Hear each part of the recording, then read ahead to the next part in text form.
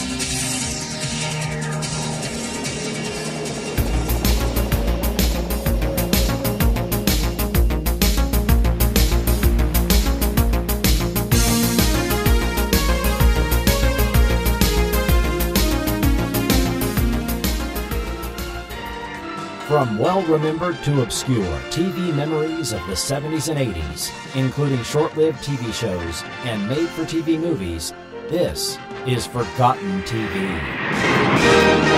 Welcome to Forgotten TV, the podcast that brings you TV memories of the 70s and 80s. I am your host, Chris Cooling. This is part 3 of Forgotten TV's consideration of the 1983 CBS TV series Whiz Kids. Part 1 related the previously untold origins of the show, how concepts by both writer-producers Bob Shane and Phil DeGuere were combined into the show we eventually saw aired, and featured a breakdown of each episode, including some behind-the-scenes details relevant to each one. In Part 2, I dug deep behind the scenes of the overall series, looked at the actors, the production, and critical reception of the show, technical details, locations, and we heard from creator-producer Bob Shane in the interview segment. In this final episode of the Whiz Kids trilogy, we'll hear directly from the Whiz Kid actors. In the multiple-month production and research effort that went into this, I reached out to all the primary actors and producers. Bob Shane facilitated contact with Andrea Elson, who was receptive to sharing her memories of the show. I was then able to contact Madelyn Cain, who played Richie's mom on the show. She encouraged me to reach out to Linda Scruggs, who, while we didn't get an interview, I had a great conversation with, which added details to the podcasts. A follow-up contact to Todd Porter gained a response, and it turned out he had been trying to respond to me by email for months, which were eaten by the email demons, but we finally made contact. He then referred me to Adrienne DeGuere, daughter of show creator Phil DeGuere, and actress on the show.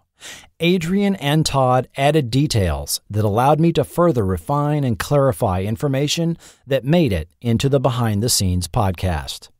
In the times we've entered, your support of Forgotten TV is more important than ever. Stay tuned at the end for ways to support the show, as well as a look at what's planned this year for Forgotten TV. So now, sit back and enjoy these 4 conversations with the Whiz Kids family, presented in the order in which they occurred. The Whiz Kids stars speak on this episode of Forgotten TV. Well, today on Forgotten TV, we have a special guest. She trained as a classical actress, was in 100 TV commercials, and appeared in guest roles on shows like The $6 Million Man, Quincy, and T.J. Hooker, before being cast as Irene Adler, mother to computer genius Richie on 1983's Whiz Kids. Please welcome to Forgotten TV, Madelyn Cain. Well, hi there. I'm so glad that we were able to get you on the show today to talk about Whiz Kids. I'm happy to go down memory lane. It's a happy memory. Excellent. Well, why don't we start with telling us how you came to be involved with that production, how you were cast or got the role of being Irene Adler on Whiz Kids. Well, I had a good friend at the time, Barbara Brownell, another actress, who was going up for the show, and after her audition, she said, "I was a blonde. They don't want a blonde. They're looking for a brunette." And Barbara happened to know the wife of Phil DeGuere, the producer, and she was nice enough to call Linda and say, you should bring her in. And so I was indeed brought in because an actress friend was kind enough to work as my agent in that, and I got it miraculously. And Barbara happily was on a couple episodes as well, playing a neighbor. Well, were you aware at the time of the origin of the character name of Irene Adler, the Sherlockian origin of that? I did not know it until we were in production, and then they filled me in on that. And I thought it was such a charming and so true of how so many things happen. That they're tied to the person who's writing it, or who's composing, or who had a best friend of that name. So yes, it was the Sherlock Holmes character, Irene Adler. I liked it. Of course, that was a result of Bob Shane's involvement. You can clearly see his fingerprints on that. He was the one who was the big fan of Sherlock Holmes. And I didn't realize it at the time either, being the same age as the characters on the show, how that the origin of that character name, until I was an adult and came across that it came from Sherlock Holmes. And that character is, in modern interpretation, she's become sort of an archenemy or sometimes lover of Holmes, and she only appeared in one of the stories. But in this case, she was just Mom. Good old Mom. So the other person that was involved in the production, the executive producer, was Mr. Phil DeGuere. And, of course, he was already running his show Simon & Simon at the time. Yes, Do you have any thoughts or memories about working with him? Oh, absolutely. Phil was a really creative, bright, energized man. And he had a special passion about Whiz Kids, I think because he himself was kind of a whiz kid and liked computers, and he, at one point when the show was on the air, he said, "I have the number one show in the nation, which was Simon & Simon," and he said, "and I have the best show that's on television, and that's Whiz Kids." So he really had a devotion to it. He produced a crossover segment that Simon & Simon did with Whiz Kids, and I think Phil did all that he could to get the show out there and get it the attention that he felt it deserved. He certainly knew, for the time, quite a bit about technology. I found a 1984 article in PC Magazine where they interviewed him, and it was clear he was heavily involved in using equipment in the office and knew more than the average person about what were new products at the time. I think he really did open a window into, he understood that children would be the ones who would latch on to computers and be able to see the possibilities that those computers created for them, and that's what was kind of fun. The kids in the show, they're not kids anymore, but at the time they were kids, brought such a wonderful energy to the set, and they were excited about the computers. And now when I think of it, those were the original, not the original, but the first PCs that most of us saw that had those green flashing dots and everything, and the kids loved it. Yes, there were some old school microcomputers depicted on the show. The Farley character had one of the earliest versions of a laptop, the Gavilan computer, and they heavily depicted how it worked, and there was a lot of glory shots of the actual devices being used. I wonder how much of that was some product placement going on with the various computer companies that they're credited at the end. That's a very interesting theory. I wouldn't be one bit surprised if that happened. Of course, none of us were aware of that at the time. And Phil was a great user, somewhat early user of TV crossovers. He did that to launch the second season of Simon and Simon, with it crossing over with Magnum PI, which launched that second season of his show to be a hit status, which was not the case in the first season. And then, the third episode of Whiz Kids, there we are crossing over. We have a 2-night event. Whiz Kids one night, Simon and Simon the next, and you got to be on Simon and Simon with Jameson Parker. I did. I got to, and I also, when Whiz Kids unfortunately ended, they shot a Simon and Simon, Simone et Simone, in Paris, and I got to play a different character, not Irene Adler, and we shot in Paris, and that was a really fun event, being able to be in Paris and have the opportunity to have a 3-hour lunch in the middle of the day with wine. A two-parter even. Yeah. Launched season 4 with a 2-part episode with you. It was great. It was just great. So on Whiz Kids, do you have any episodes that stick out in memory? I know there were a couple that more featured your character than others. The one that was the most fun for me was the one with Marjo Gointner, because I knew who he was, and the kids certainly didn't know his history. And he was such a presence on the set, and such a force. I mean, you could feel who this special man was, and it was just terrific to be around him. He was as dedicated as any actor I'd ever met, and was humble and just as professional as you could possibly be. So that was fun. The other episode, and I don't know the name of it now, but there was a mad scramble in a water theme park, and they wanted my character to go down the water slide at the end, and I was terrified of it, absolutely terrified, so they had to get a stunt double to come in. I was completely embarrassed about that, but I really just couldn't overcome the fear. So those are things that I remember that were a lot of fun. The Wrong Mr. Right, where Richie signed That's it, Irene The Wrong Mr. Right, yes. Signed you up for a dating service behind your back. Yeah, as a child would do. Now, how prescient is that as well, dating services? Yeah, we had, for a brief time, in the 1980s, the use of home video cameras made possible the video dating, where they had people would make video cassettes, and a service was involved, and there was they would pair people, and you'd get potential matches, and now who doesn't use any of these services? I mean, you're on our phone. That's right. Exactly. That's right. Yeah. You know your business about your dating stuff. That was the beginning of all that kind of stuff, and now it's evolved.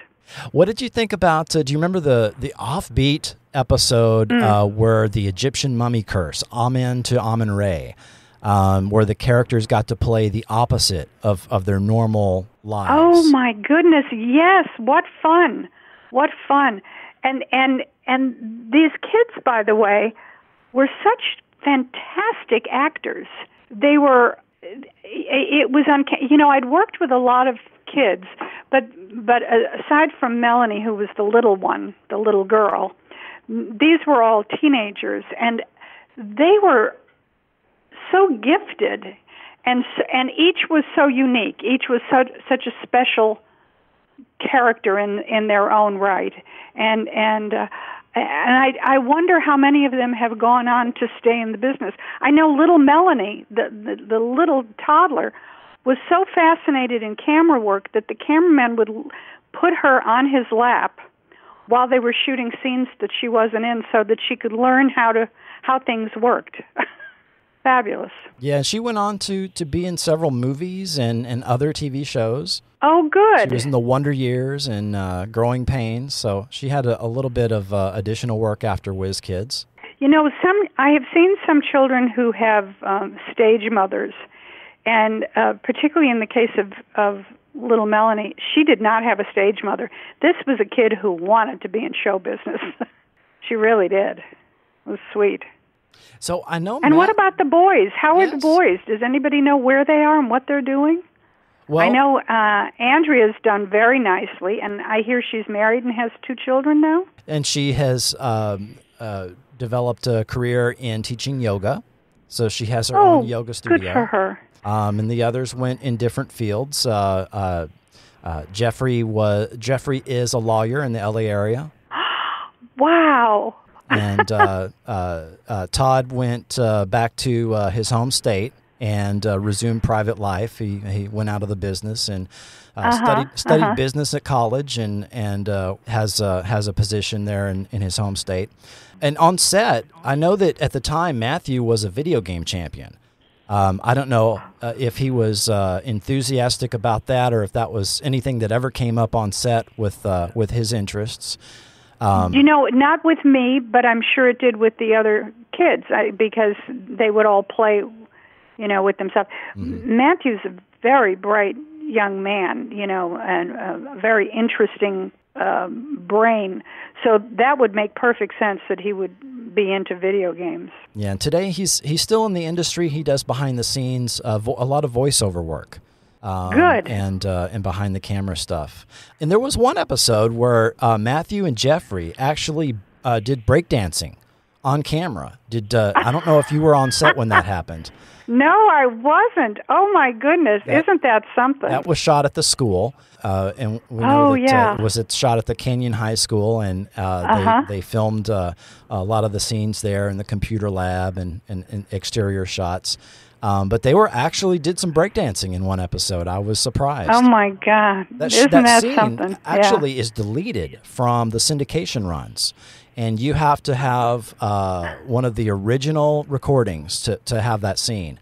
Why is it deleted, do you think? Well, when they reran the show for a lot of markets, they would cut off 3 or 4 minutes for airtime for additional commercials. Oh, I see. That's often TV shows are the victim of that in rerun syndication. Yeah. And it doesn't advance the plot, so you don't need it per se. Yeah, makes sense. So with them being underage, with the shorter shooting days, how did they arrange that? Did you have to shoot at different times if you weren't in the same scene, or how was that? Well, the kids have to do schooling. They have a set number of hours that they have to be in school, and so the teacher was there, and it was rare that all the kids were in a scene together.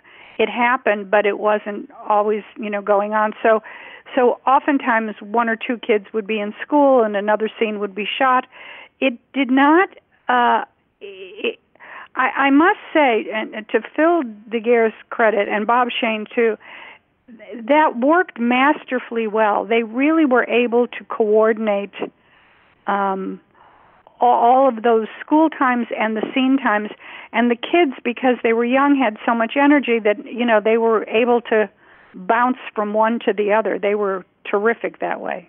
And not only did you get to work with the kids, you got to work with Max Gale. It was just off of him coming off of Barney Miller. Yes, and he was such a sweetheart. What a nice man Max is. Yeah. And A. Martinez, pre-Santa Barbara fame.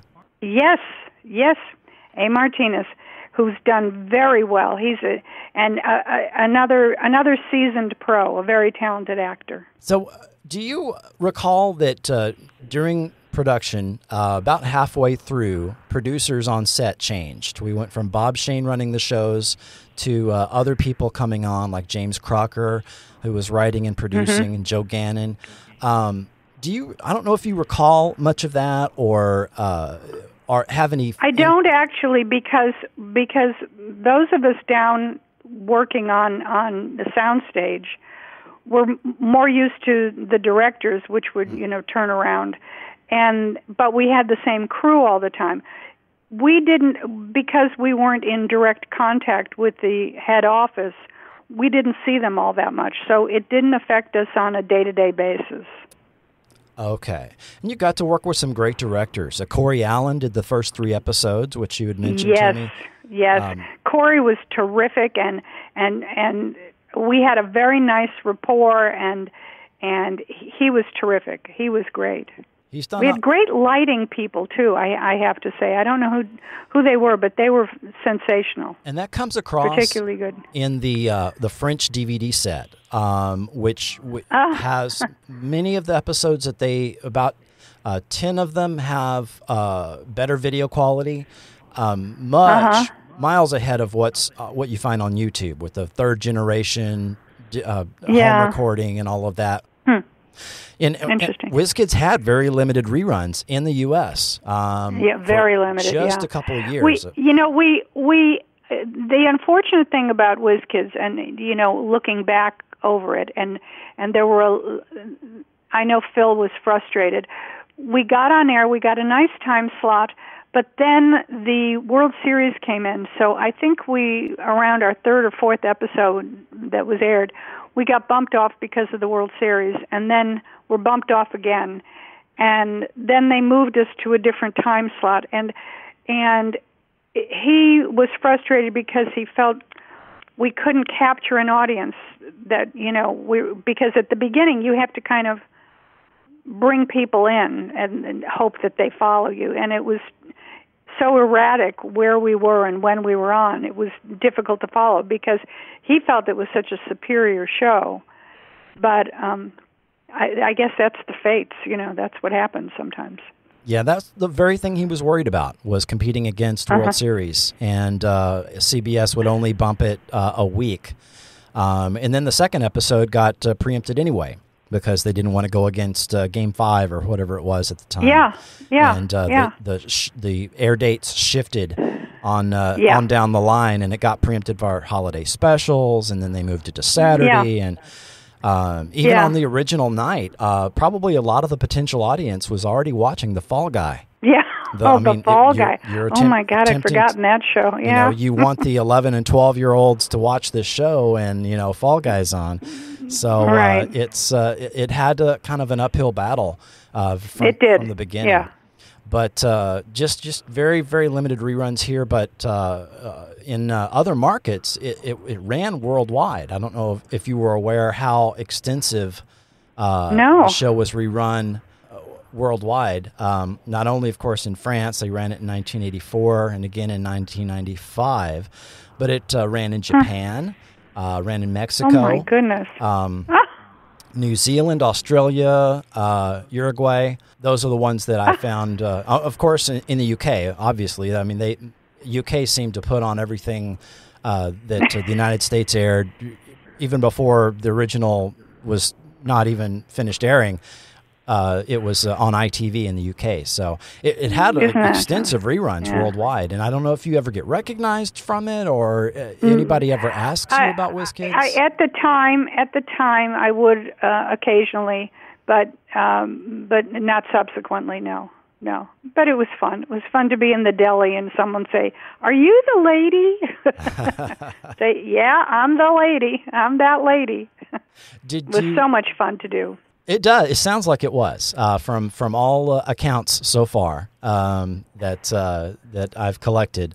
There, I'm speaking to Tammy Taylor and others that guest acted, Robbie Rist, and so everybody has a positive memory, it seems, from the Whiz Kids production.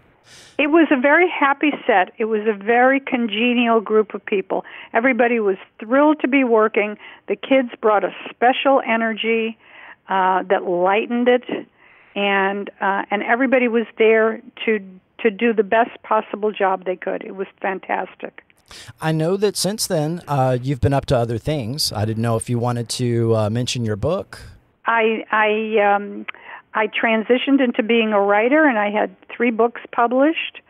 Good for you. And the first one was called First Time Mothers, Last Chance Babies. And the second book was The Childless Revolution. And the third book was a biography of the jockey Lafitte Pink Eye Jr. called Anatomy of a Winner. And that was because they approached me and through a family member, and that's how I got involved with that. And now I'm working on a fourth book. I taught at USC. I taught writing at USC. I went back and got a master's in writing and taught for 15 years, and I just retired a couple years ago, and I'm enjoying that. So, yeah. Excellent, excellent. I want to, again, thank you very much for coming on and talking to us about Whiz Kids. And I have It was fun to go over those happy memories. If you would, I have a special request. If you could give me, in your best authoritarian motherly voice, which you were so good at, give me a Richard Adler. Richard Adler? Perfect. I really appreciate you being on Forgotten TV today. Okay. Thank you so much. Take good care. We've got a way of having fun here in the USA. A certain style, a certain flair that comes through every day.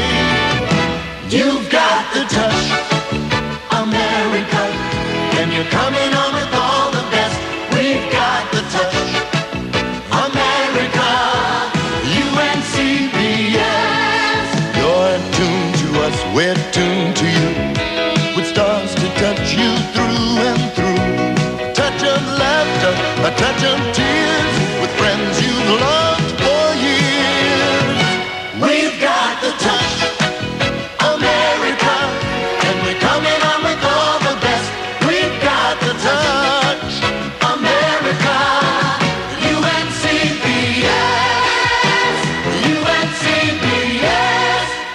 All right, well, today on Forgotten TV, she was the well-liked teenage daughter on NBC's hit series Alf, but her first regular TV role was on none other than 1983's Whiz Kids, which is why we're here today. Please welcome to Forgotten TV, Andrea Elson. Hello. Thank you so much for being with us today here on the show. And we're, of course, talking about 1983's Whiz Kids, which I've been steeped in research for the last several months on. And I thank you very much for coming on and talking to me today about this. Oh, my pleasure. Thank you so much. Well, was Whiz Kids your first regular TV acting job? I mean, you can only believe so much of what IMDb says. It says that you started working at age 11. Tell us about how you kind of got started acting. Yeah, so I started really doing school plays and then moved into commercials. I did a Target ad, voiceovers, and so it is true, Whiz Kids was my first regular series. How did you get involved in the production then? Was there just a casting call and you showed up? Do you know if other people were already cast in those roles? So at the time, I was living in New York, and Whiz Kids was set to shoot in LA, and I had a manager in New York, and I got the call that they went through everyone in LA and didn't quite find what they were looking for yet, and they wanted to extend the search out to New York. And so I auditioned, I read for the part, and they put me on video and sent it in to the producers, and then I had a call back still in New York. And I think it was the third round when they flew me out to LA, and where I went for the network reading. And there were a few of us. There was, I believe, this is a long time ago, right? Right, of course. But I believe there was one or two people from LA auditioning for the part, and then there was me. And yeah, I ended up getting it. Fantastic. So did you see anyone else we might know? I've heard a few stories already in my reaching out to a lot of people surrounding the show about names that were tossed around. Anybody else we might know who was also applying for the role? It sounds like you know more than me. So no, I don't remember. I'd love to hear who else was up for it. Well, not for yours specifically, but some of the others. Obviously, they were looking at multiple headshots, and at some point, Ralph Macchio was considered for the role of Ham. Huh. But okay, yeah, course, I could see that. He was busy with a little movie while you guys were filming Whiz Kids. Right. So a little something called Karate Kid. That's right. Yep. It right? filmed the same time you guys were filming your season. So were you aware that the early CBS press kits that were sent out to the press and to TV stations omitted you in picture and by mention in those press releases. Yeah, I vaguely remember that. I vaguely remember there was a picture just of the boys, and I wasn't in it, and, that happened. I didn't get myself wrapped up in all of that, really. I was so new in the business and didn't come from a showbiz family. For me, it was this huge adventure, and I was just kind of going with the flow on all of it. It was odd that they omitted you, being that you were cast in the initial 4 characters. There was no other kid characters on the show. What was it like being the youngest and the newest person to the business out of all of the main cast? So even Todd and Jeff, they had experience before in the business? Yeah, a little bit. Okay. Jeff had been on other shows. He had been on Mork and Mindy. Uh-huh. Todd had been on a film and on local television in New Jersey, I believe. That's right. I remember he did local television. Those boys, they were like brothers. They were, so that's why I kind of didn't even remember that they'd done anything before, because they were just excited to be there and they were so unassuming. And the 3 of us were sort of the newbies. They were just fun to be around. We just kind of, it was sort of like, I don't know, they were a little bit older than me, and yeah, we had a good time together. I didn't ever feel like I was so brand new to everything. I'd been on sets before. I'd done the commercials and this and that. Matt, that was a different story because he was such a professional and he'd had so much experience. And he brought a certain, he kind of lifted everything up to that next level. Whereas, at times there was immaturity with Jeff and Todd. Not to say that's a bad thing, but they were 15? Right, 16 or something. And we were just having a really good time.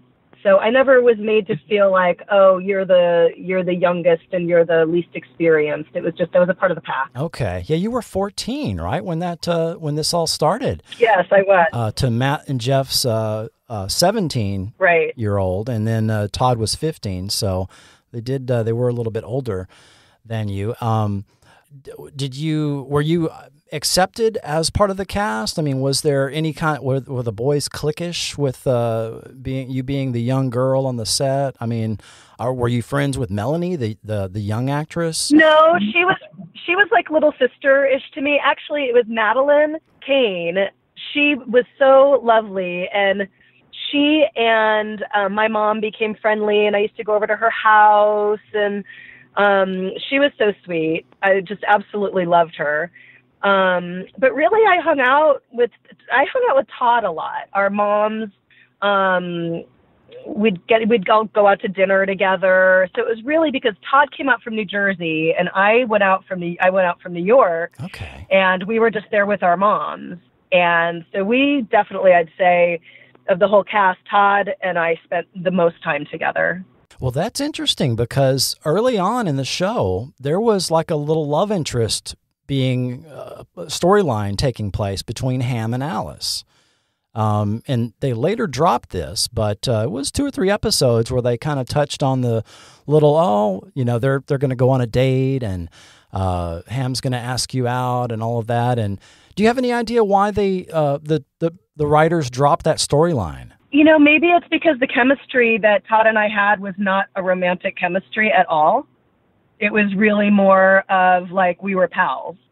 So, because they started more with Alice and Richie, little stuff there, more on Alice's side than Richie's side, as I recall. Right. And I was always a little bit I wouldn't say I had a crush on Matt. I was just always very respectful of him. He was always extremely kind, but a little bit removed, because he was very professional and had so much experience. And so I think I was a little bit intrigued by him and him as an actor, and I really respected him.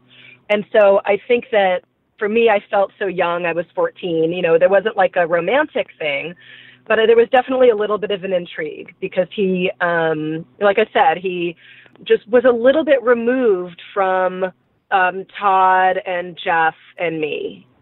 he just kind of put himself up to a little bit different level, and he was at a different level at that time. You know, he lived there and he was driving and he was kind of, you know, all that. Huge experience. He had done a lot of work at that point. A lot of work. I really respected him. Very young age as well.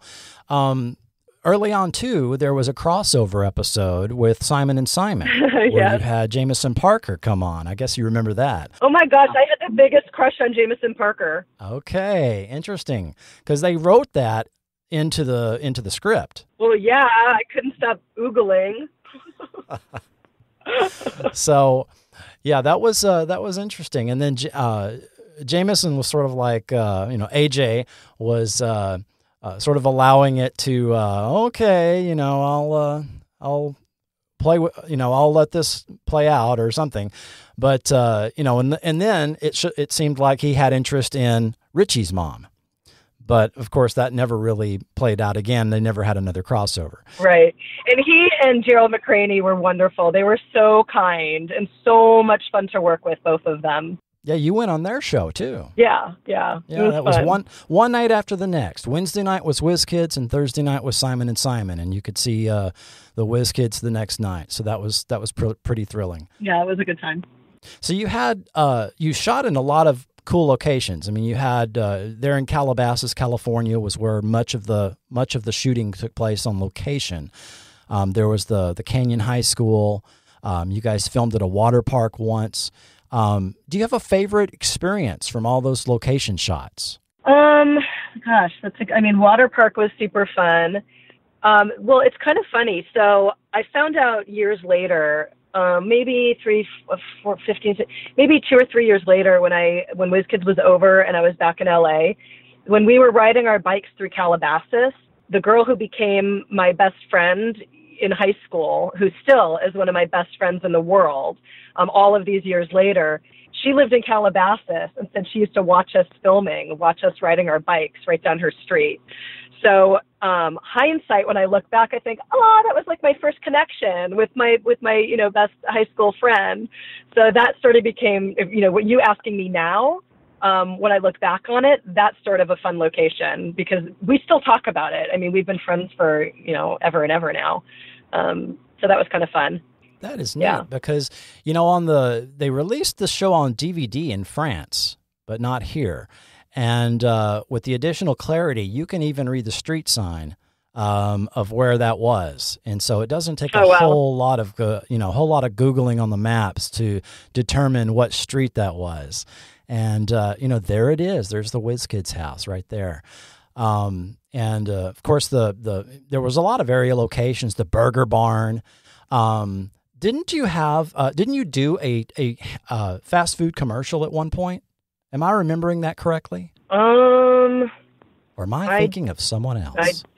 You might be thinking of someone else. I did a lot of commercials. I did voiceover for Florida Grapefruit. I'm trying to think. I don't believe I had a fast food commercial.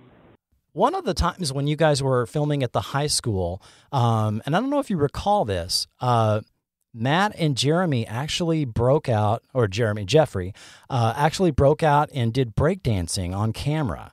And that scene is cut out of a lot of syndicated runs that were later showed in the United States. But in the unedited versions, you can see that scene. Do you recall that? Vaguely, now that you're mentioning it.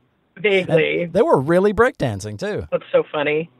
I mean, this stuff you have to realize, I haven't thought about any of this in so many years. I imagine you probably don't get asked a whole lot. Over 30 years, 30, plus years. 36 years ago, yeah. Now, your character, Alice, was a lot of times the voice of reason and had practical suggestions compared to the way that Richie and the others wanted to do things.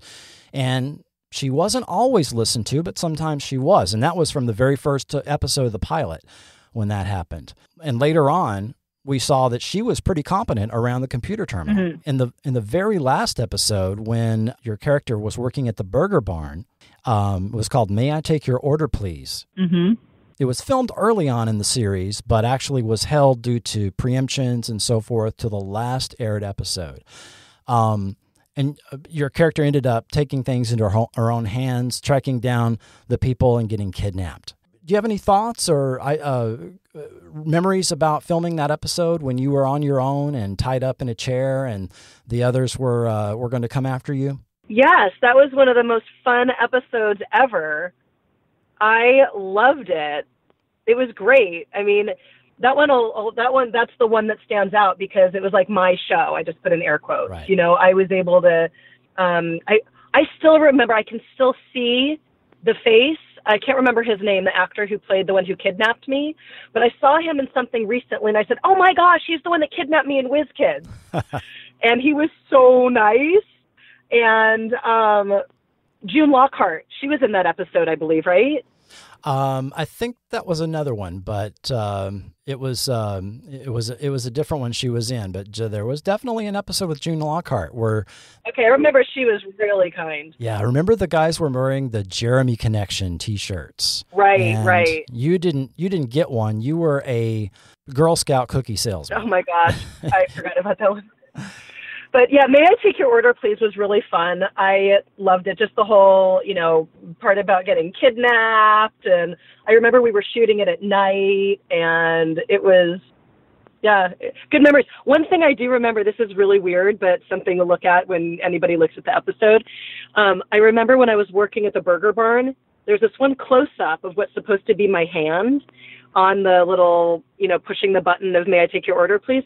And it was so not my hand. That hand did not even look like it belonged anywhere on my body. And I remember watching it saying, whose hand is that? So when you look at that episode and you see a hand in there, that was clearly not my hand. Yeah, that was in the, actually during the titles, during the opening credits, the episode title came on right over your hand, pushing the speaker button. Huh. And you can find that not my hand. That photo online. Well, not your hand. Interesting. Well, halfway through the show, it got moved by CBS to Saturday night.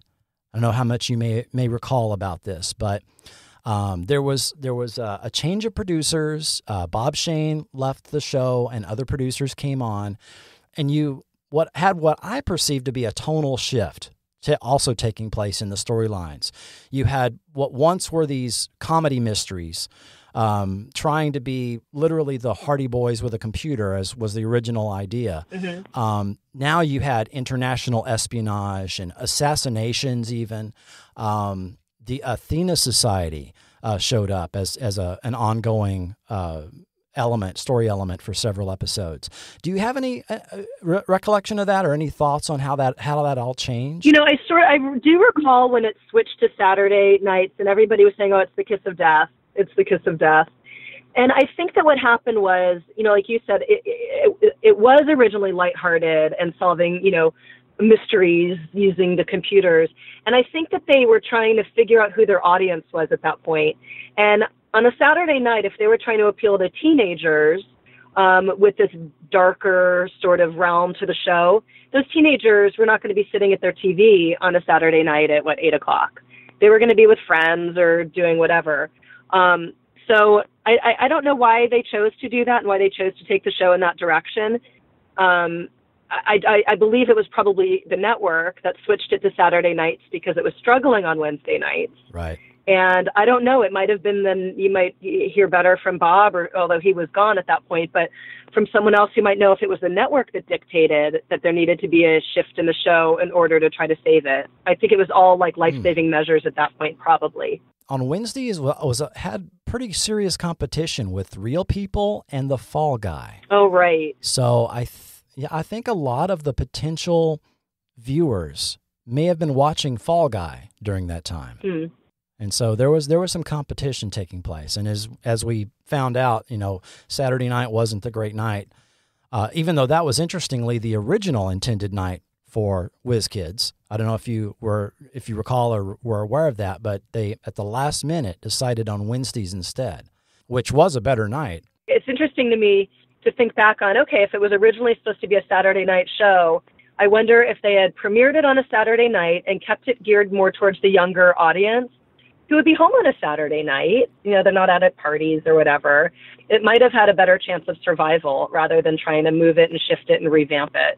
And Bob tells us that the original intent was to air on Sunday night against 60 Minutes as a juvenile alternative to CBS's news show. So the fact that CBS themselves picked the show up, that changed the whole intent of the original concept of the show. And isn't that interesting? Because years later, when I was doing ALF, we were up against 60 Minutes, and as I recall, we were the first show to ever beat them in the ratings. Interesting how that all comes back.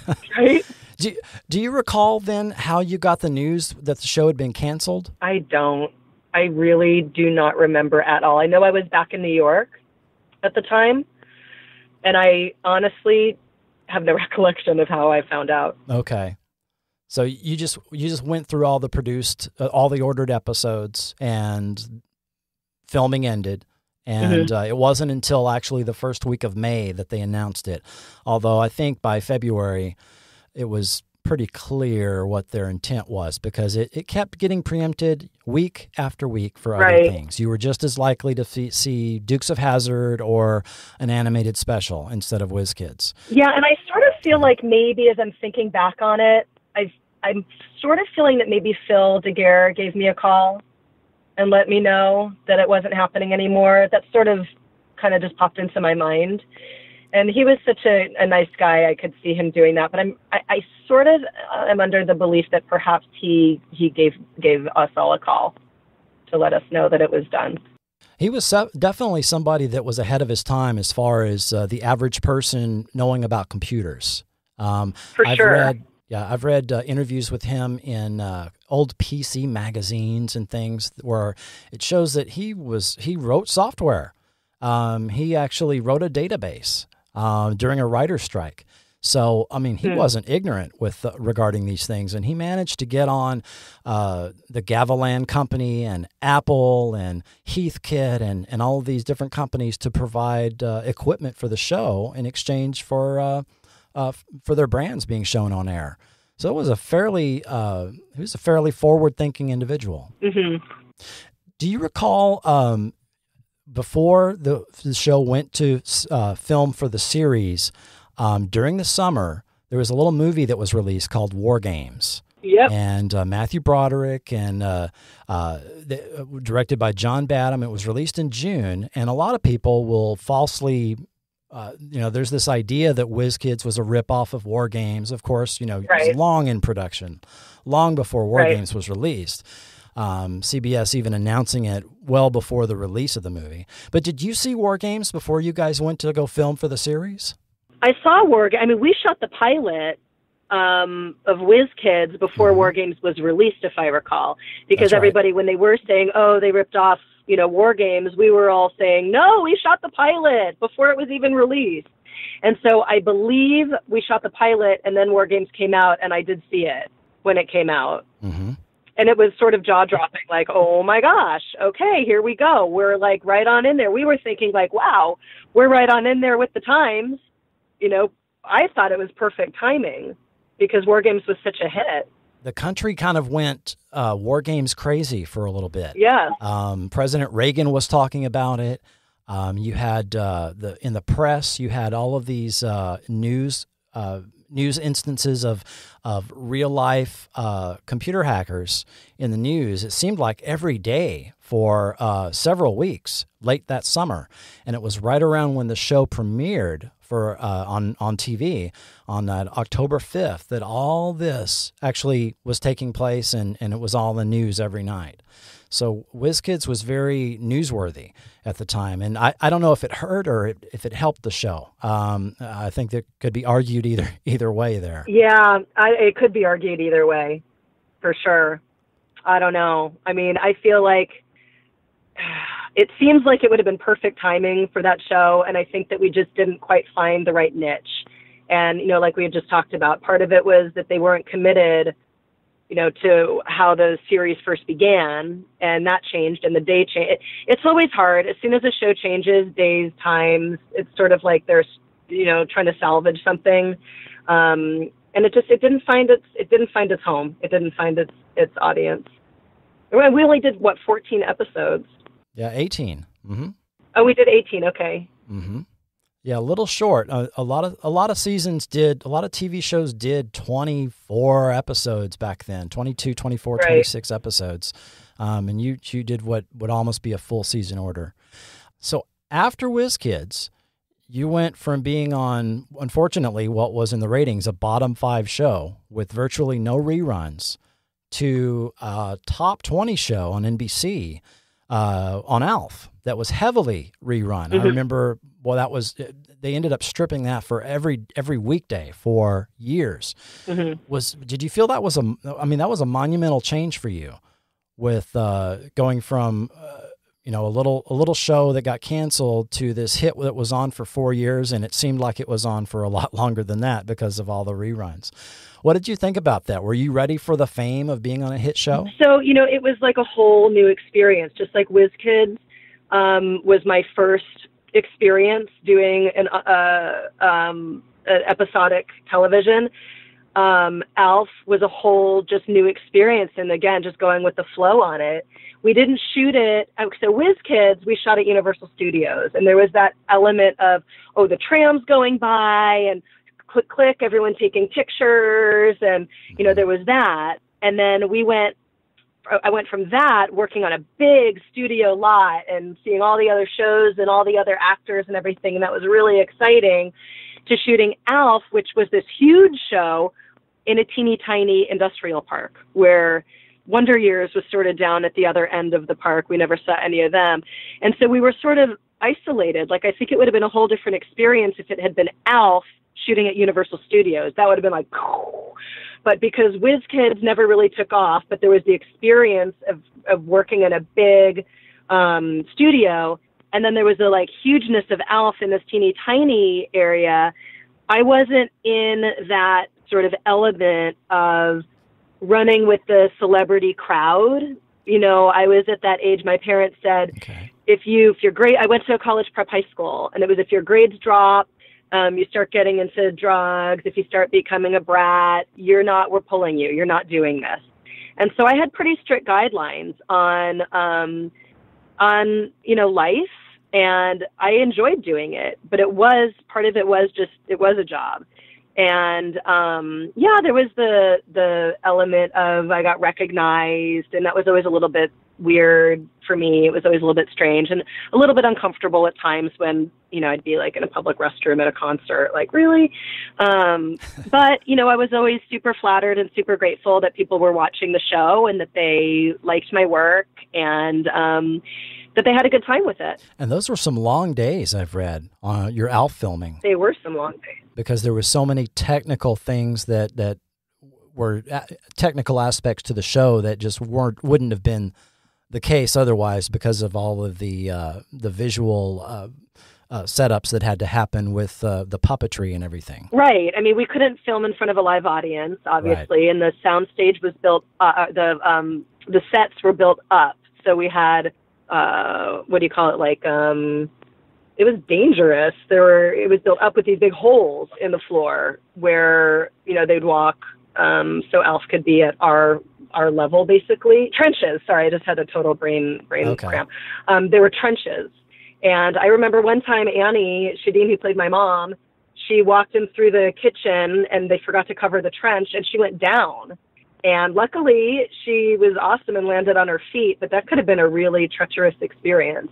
And they were very long days, lots of technicalities and lots of, I see an arm, I see a head. It was crazy, but it was an experience, that's for sure. Wow. Well, we certainly enjoyed you on both Whiz Kids and Alf, and thank you. And your other shows that you were on, and of course you eventually, like many, ended up leaving the industry and to pursue other things. You want to tell us what you've been up to since then? Sure. Yeah, I was once I had my daughter, she's now 22, and I was working on a show. I was working on Young and the Restless, actually, when I just had her. And I realized that when I couldn't hold her and I couldn't kiss her, in case she spit up on my wardrobe or I messed up my makeup or something, I got home from work and I thought, this is not why I had a baby. This is not what I want to do with my life anymore. And I wanted a private life for the sake of my kid too. I didn't want to put this innocent little being like out there in the limelight when I just wanted her to have a quiet, happy, sweet life. And so I actually had been already pretty deep into a yoga practice at that point. And that's something from way before I had her, years before I had her.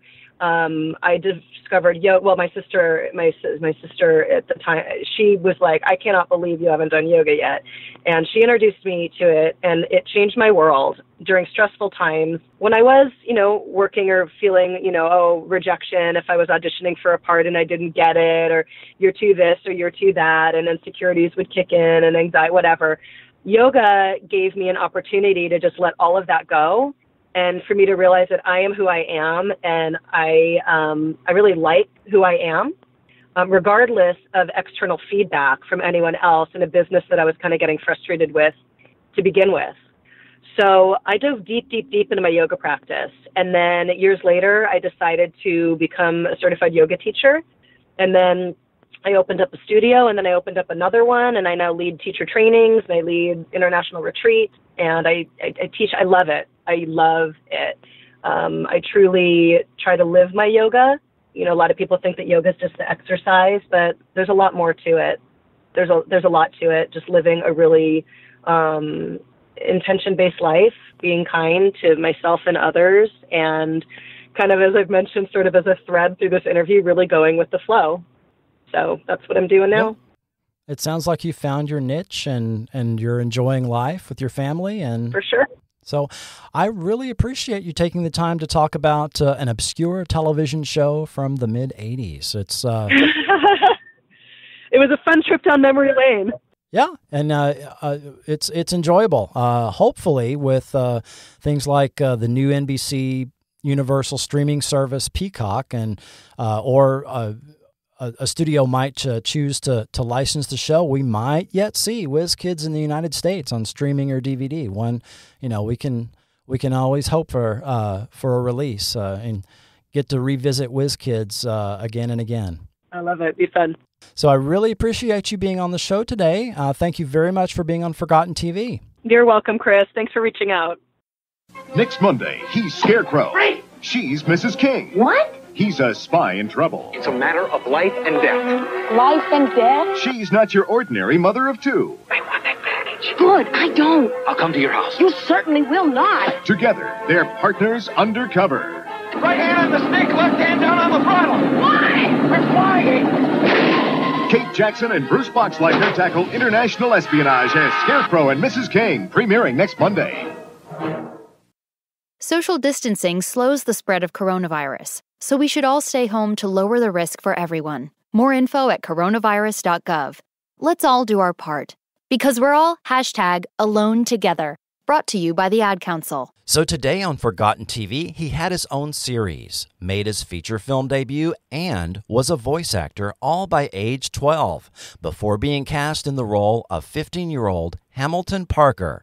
I'd like to welcome to Forgotten TV original Whiz Kid, Todd Porter. Thank you, Chris. How are you? Just fine. Thank you so much for being on Forgotten TV, and we're finally able to get in touch and get some discussion on this 1983 series that many people our age fondly remember as an early depiction of interest in computers. I mean, it was a groundbreaking show. But before we start to talk about Whiz Kids, just a little bit about yourself. I mean, I introduced you that you had those credentials going into being cast on the show. How did you get started in all this? How did you get into acting? Way back when I was around 8 years old, between 7 and 8, my mother, I expressed interest in music and singing and instruments. And I took up the piano and I started training as a classical pianist at the age of 7 and taking voice lessons to sing. So that kind of blossomed into thinking about commercials, modeling. I don't know that I was fit to be a model, but at that point, my mother made a decision to kind of pursue that with me. My father, prior to me doing any of this, was an actor himself. My father graduated the Academy of Dramatic Arts with Florence Henderson in New York City years and years ago. My mom and dad met teaching ballroom dancing in Newark, New Jersey, where my mother grew up. And my father grew up in East Orange, New Jersey, where he was, believe it or not, a police officer for a short period of time before starting his own business. But prior to all of that, he was an actor, and he was Captain Video's Ranger in the comic book series, where he was the sidekick, sort of like the Robin to Batman. And he was you can Google Bruce Porter. He's there. You'll find him in Captain Video's Ranger. So my dad had headshots. He did all this type of work. So he basically became my acting coach. And I started doing television commercials. I have about 40 or 50 of them under my belt for various products and services. And that blossomed into initially me having an agent, the Bonnie Kidd Agency out of New York. Bonnie Kidd was her name. She actually headed up the agency and did a majority of my commercial work. Then I grew sort of out of that agency and went into a managerial situation where I go through multiple agents. Her name was Selma Rubin. Her agency is still in business in Queens, New York. Outside of commercial acting, that's how I started doing my TV shows like Star Stuff that you had mentioned on the website. I did a movie with Burl Ives called Earthbound. I was Pinocchio in Pinocchio's Christmas, which is a Rankin and Bass special that airs every year. Still on to this day. And that's something I'm really proud of because that touches the lives of many kids. And I really like that because as a kid growing up, I used to watch Rudolph, The Year Without a Santa Claus, The Bumble, all those great things in Christmas spirit. So I'm still watching that, and my nieces and nephews watch that growing up. It's kind of cool to be a part of something like that. And then I landed Whiz Kids. Whiz Kids was near and dear to my heart. And I became very close with Phil DeGuere and his daughter, Adrienne, who was on the show. Adrienne and I still speak today. Phil has passed, of course, unfortunately. Phil had me over his house many, many times with my mom, because my mom lived in California with me when I shot Whiz Kids. She sacrificed a lot. My mom and dad were separated from each other for months at a time. My dad would come out and visit in between construction projects because that's what he wound up doing, construction. And he would come out and visit, and I would spend 2 to 4 hours a night on the phone back in the 80s, which you know what that might have cost, reading my lines to my father and reviewing my next day's work that they would give you the day before with any changes in scripts, things like that, because he was truly my coach. And then we started to evolve and get into more training for body positioning, speech, that type of thing as the series continued on. So that kind of brought you up to speed for the Whiz Kids. Wow. Yeah, that's quite a story. Yeah. You were doing a lot of that right around the same time, right around 1980, where you had the voice. I was actually competing, classical piano. I was actually competing nationally. There's a certain flair to classical piano that caters to technical hand movements and things like that. And I still play piano today.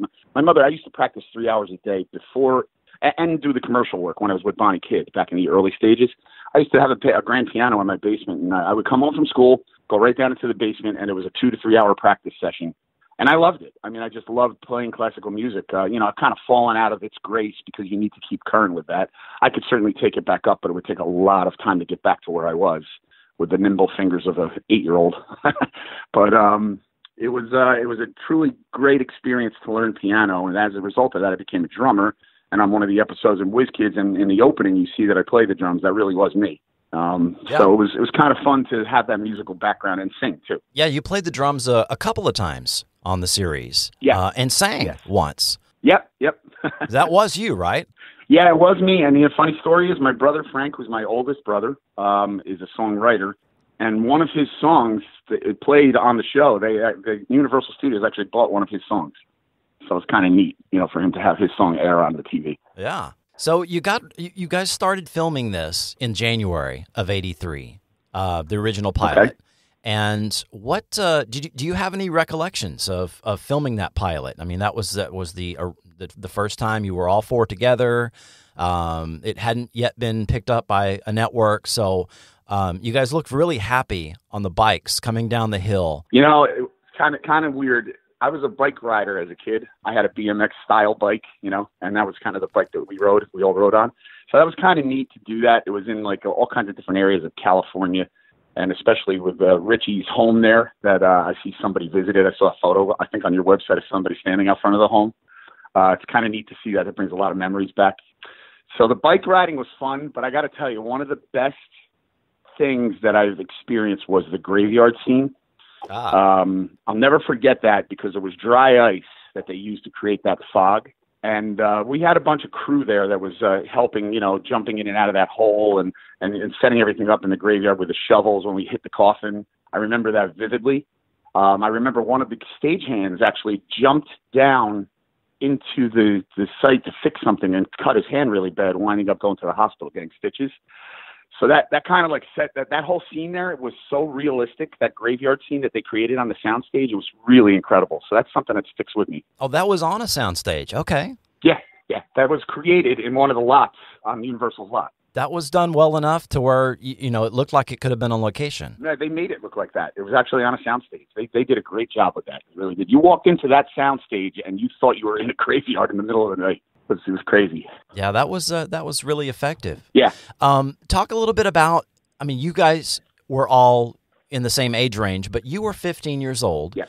The same age as your character, and you were really the only one of the original kids that was the same age as the character age was supposed to be, freshman in high school. What was that like being on a weekly network TV show at 15 years old? I'll tell you what, it was kind of crazy for me. I was never one to like the spotlight. I mean, even though I was an actor and I'm very outgoing, but I didn't need the accolades or the praise from anyone. So it became very weird to me. I remember one time my dad came out.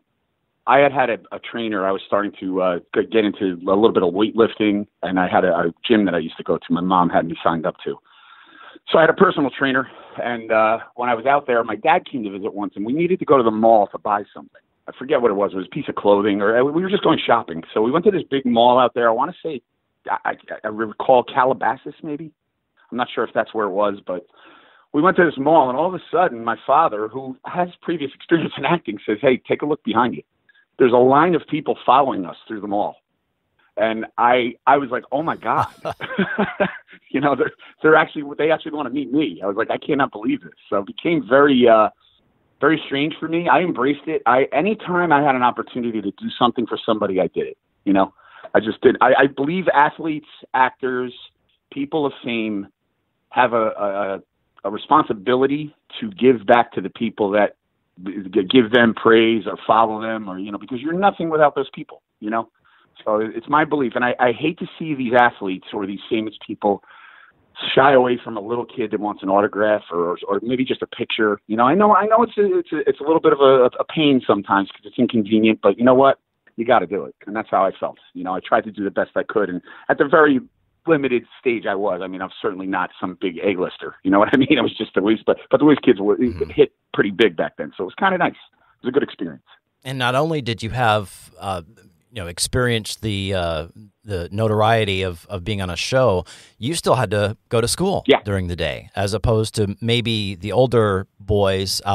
You and Andrea certainly also had the restriction of being able to only work 4 hours a day on filming, and then having to attend classes. Yeah, we kind of cheated on that a little bit outside of the workload. Oh. They didn't follow the letter of the law back then. I'm sure it's much stricter today than it was then. But we had a school trailer, which had desks in it, chalkboard, and we had a teacher. I was lucky enough to not have to transfer to California schools. My school back in Cedar Grove, New Jersey, was called Memorial High School. My 3 older brothers went there. My family grew up in Cedar Grove. I walked to school every day. It was backyard to backyard to school, that type of thing. Very safe neighborhood. So my school actually agreed to send my workload out, FedEx it out, and I would do the assignments and FedEx it back to be graded. So they worked with me long distance like that. And I had a tutor that would sit in the trailer with me and go over the assignments, and I would do the homework and that type of thing. Okay. Interesting. So what was your experience working with other teenagers? How did you get along with your co-stars?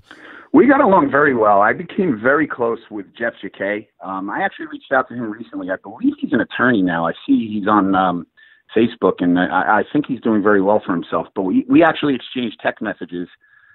Jeff and I became kind of like pals, running buddies. We used to walk the soundstage a lot, and go to lunch, that type of thing. We always went to lunch with the Facts of Life girls because they filmed right across from us. So Kim Fields, those girls would all walk together to go to the cafeteria to have lunch. And Jeff and I just kind of hung out and kind of clicked. Andrea and I were very close. We used to laugh and joke a lot together. Matt and I were very, very good friends too. Matt got along with everybody. Just like me, Matt's mom was on set quite a bit. So it was nice to have a parent there, on the sidelines watching, It's a lot of sacrifice though. She was actually in one of the episodes. Yeah, she was. Absolutely. And it was just a nice kind of family thing. Whenever we went on site, I remember filming at Canyon Country High School. That was a little bit of a challenge because school was in session. But we had the trailers where we had our dressing rooms, and it was like 1, 2, 3, 4 dressing rooms right next to each other. It was like going in and out of somebody's home, having some food, and it was just like a nice family environment. Now I know on location at the Canyon High School, Matt got asked out by one of the students, and he actually went on a date. He actually went to the dance with one of the students, regular students at the high school. And I was wondering if you ever had any experience like that. I did. I had a girl. I want to say I recall her name being Christy or Kristen, and she would follow me. There was no Facebook back then. There were no cell phones, so it wasn't. I don't even think there were beepers yet. So it was like when we were on site there, she would follow back to my trailer. My mother was very, very protective of me. My mother wouldn't let me out of her sight for 10 seconds. She was very aware, even back in the 80s, of predators, people that had ill will. And, even though it's more prevalent today and more out in the open that people watch their kids, back then it was not as out in the media, So I just remember getting aggravated with my mother sometimes saying, why are you so controlling with me? But now today, all these years later, I know why, Mm-hmm. And it was my mom was a very sharp cookie, and she stuck by my side through thick and thin. So there really was no opportunity for me to go date anybody. There was no opportunity for me to go to any dance. God forbid I asked my mother to go to a dance. That would never happen. So I know Andrea relates that she was sort of pals with you, being of a similar age versus the older boys. Mm-hmm. And early on in the series, there was this storyline where there was a Ham and Alice love interest, and Ham asked Alice out on a date. They were going to go to the midnight movie. Ham was going to get his brother's car, and that was carried through about 2 or 3 episodes from the pilot to the first few episodes, but that storyline was just dropped. Do you have a take on why they dropped the Ham and Alice romance that was going on? Yeah, I want to say, one thing that you jogged my memory on was the changing of the directors. I had actually forgotten about that. I remember now, you kind of jogged my memory of feeling a sense of emptiness when they did change. I remember that now. I don't remember all of the circumstances. We were kind of kept in the dark. We were just kids, so they're not going to tell us anything. But I remember saying, gosh, where are we going to go now? So I wonder if the new director, and I'm just taking a stab in the dark here, just saw a different vision, a different direction, and decided to take that element out of the series. I'm not sure if that's it, but that's the only thing I can come up with because it wasn't told to me specifically anything else. Yeah. Somewhere around episode 9, which was the last episode Bob Shane was involved in producing, there was an effort that I got some comments that there was a directive, and I don't know if this was network or studio, that and possibly as a result of being on a regular primetime night as opposed to the original intended Sunday evening, opposite 60 Minutes, which would have been a much earlier time slot. There was an effort to widen the audience appeal to engage older viewers, right, as opposed to the original target age. And so the series had a change in tone, right around episode 9, 10, where they had that really serious episode where Richie has a near breakdown. With the War Games type episode in episode 10. So yeah, you may be right with the change in series direction. Yeah, I think War Games played a big role negatively towards us because there was I don't know all the reasons. Phil. One thing I'll tell you about Phil DeGuere, I considered him like a second father to me. He mentored me. We would go for rides up and down the Pacific Coast Highway in his car. He had a couple different cars, both that I loved very much. He had a Jaguar that I absolutely adored, but he had a Porsche 928S. It was just gorgeous. Champagne gold. I'll never forget it. The smell inside of that car, I still can smell it today. It's so vivid in my mind. And we would talk. We would just go for rides and talk. And he just kind of took me under his wing, and I have so much respect for that man and love for him. And even his daughter, Adrienne, just a wonderful person. And hopefully you get to talk with her too, because she's got so much to say about it as well. But he kept me in the dark about the Bob Shane change. We loved Bob.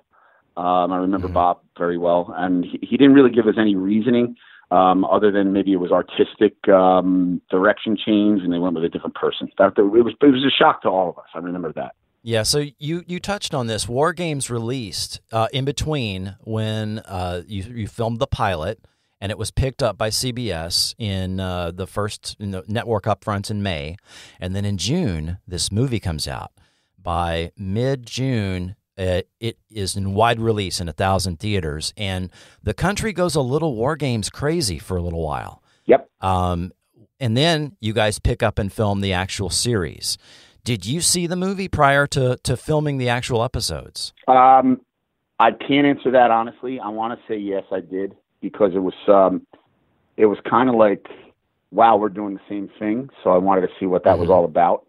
Not for any reason to take anything from it, just because. And also, I mean, listen, it was a great movie. I enjoyed that a lot because, back in the Cold War days, Russia's the big bad wolf. Back when I'm in high school, and honestly, I mean, all of my friends always kept talking about is, what if we go to war? What if, God forbid, everybody's afraid of that. Not saying they aren't today, but back then, you just didn't know. And I think that movie kind of got everybody on edge about that. Yeah, you had Star Wars Initiative in the news, the SDI program. Reagan was on. He, as you pointed out, he interrupted and preempted one of the episodes. Yes, he did. What would have been episode 3 got preempted by news coverage of the president. I'll tell you a funny story. Yeah. At 16 years old, I joined the Cedar Grove Ambulance and Rescue Squad as a volunteer to be on the rescue truck because that was sort of gearing me up for my next career, which was police officer. We can get into that after. But when I was sitting in the rescue squad building with all of my friends, because I had just come back from California, waiting for that episode to air, all of a sudden, preempted. And I remember the balloons, like the air out of a balloon, it just kind of went. So we never caught traction because we always had something that kind of stuck a fly in the ointment, so to speak, for us. It was rare for there to be 3 consecutive weeks of Whiz Kids. Yep. I agree. Because of a preemption for this, a preemption for that, holiday specials, moved to Saturday, whatever the case. Yes, I know. So it was difficult, I agree. Yeah, and the movie War Games was actually name-dropped in the first episode, I believe you guys filmed, with Robbie Rist, the Chip Off the Old Block. Yep, I remember him. And that was Phil's Mea Culpa, he said, episode, with all the criticism that was in the press and from the affiliate stations about the concepts depicted in the pilot, which were entirely new things at the time. It was amazing that War Games and this show came along in the same year that reflected what was really going on with, as it turned out, with kids in home computers at the time. Mm-hmm. I remember a couple things that were kind of neat to experience. First and foremost, I remember going to a clothing warehouse where I was sent to by the studio to get a line of clothing, pick what I wanted out of this big warehouse, a bunch of clothes, and they were all name brand, Nike, this, that, and if I wore them on the show, obviously, then I was promoting that product. So I just got closets full of stuff, to wear on the show. Even though they picked our wardrobe, they did allow us to wear certain things if we wanted to, or even off campus if we were just conducting our life, and Bop Magazine, Tiger Beat, whatever was taking pictures of us out somewhere, and I had a Nike swoosh on my chest. They would, not for compensation, just for clothing. We weren't sponsored like the athletes are. So I remember that very well. That was exciting to have that happen. Yeah, you guys had a feature in Bop Magazine in the fall of that year, right as the show was coming on the air. Yes. Yep, that was Meet the Whiz Kids or something like that. Yeah, they came to the house. We lived on I remember the street, Barham Boulevard. My mom and I alone in a townhome that they provided for us, and it was in a gated community. They came to the house, so I had a keyboard there. I had I had the place set up for obviously to study my lines, study my music, and they came and did a photo shoot right in the house. So it's kind of neat. We also had our cockatoo there, which is my mom's favorite. That was a white cockatoo, sulfur crested. So that led to, not immediately, but toward the end of the series run, actually you were featured in a number of these similar magazines. I think you were in 16 magazine and a couple of others. What was that about? How did that just come out of the Bop magazine appearance? Or I remember a woman, her name I think was Julie Laufer. Don't ask me why I remember that name, but she was the one that kind of orchestrated the Bop magazine interview. Once I got that and that photo shoot was done, it just kind of all fell in line. They all came. It was almost as if they saw it and they said, "Oh, I want to do that. I want to do that." So it was pretty interesting that it wasn't solicited by me or the studio. It was just my manager was contacted. Hey, Tiger Beat wants to do an interview. Hey, 16, this magazine wants to do an interview. So we never said no because it's press. So we made sure that we did them all, and it just kind of fell one after the other like a domino effect. Yeah, not only the teen magazines, but WizKids was featured in, I want to say, a dozen, 16, 18 magazine articles at the time over the course of 83, 84, which I have tracked down and read all of. I mean, you guys were pictured in everything from Enter magazine to Computer World to PC magazine, and I'm sure you didn't even know all of the magazines you ended up being in. But Phil was interviewed quite a bit by the press. I'll tell you, I never realized any of that. I mean, I would love to see that stuff if you have that to email over to me, because that's interesting to me. Because they never told us any of that. They didn't tell us where they were pushing the show. It was just done automatically. I remember one time we got onto a small little, I want to call it a puddle jumper flight from California to Arizona. And I remember getting off the plane in Arizona and the first time ever feeling that 110-degree dry heat, which was crazy. We wound up going into this really posh hotel, which was almost like a ranch-style hotel. There wasn't a second floor. It was very long and wide. And we went into one of these ballrooms where we did a whole interview. We had a press conference. And I remember that. And then I remember leaving there, and my manager had set up an appearance for me at a local church not too far from there where there was a piano recital. And I went and sat and watched these kids play piano. And it was just, I was more interested in that than I was the press release. Well, that seems like a favorite memory. Did you have a favorite episode that any of these different plots that Ham was involved with? It tends, I imagine, most of your co-stars have a specific memory of an episode. I don't know. You got to drive the car a couple of times. That was pretty neat. And you were the chauffeur, and ended up being the chauffeur of the group later on. I know.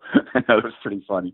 There were a lot of funny times. There were a lot of things I don't recall because it's been so long, but there's certain things I do recall. My dad had a favorite episode. It was Amen to Amen Ray, I believe. Yes. And there was a terracotta statue of a Buddha.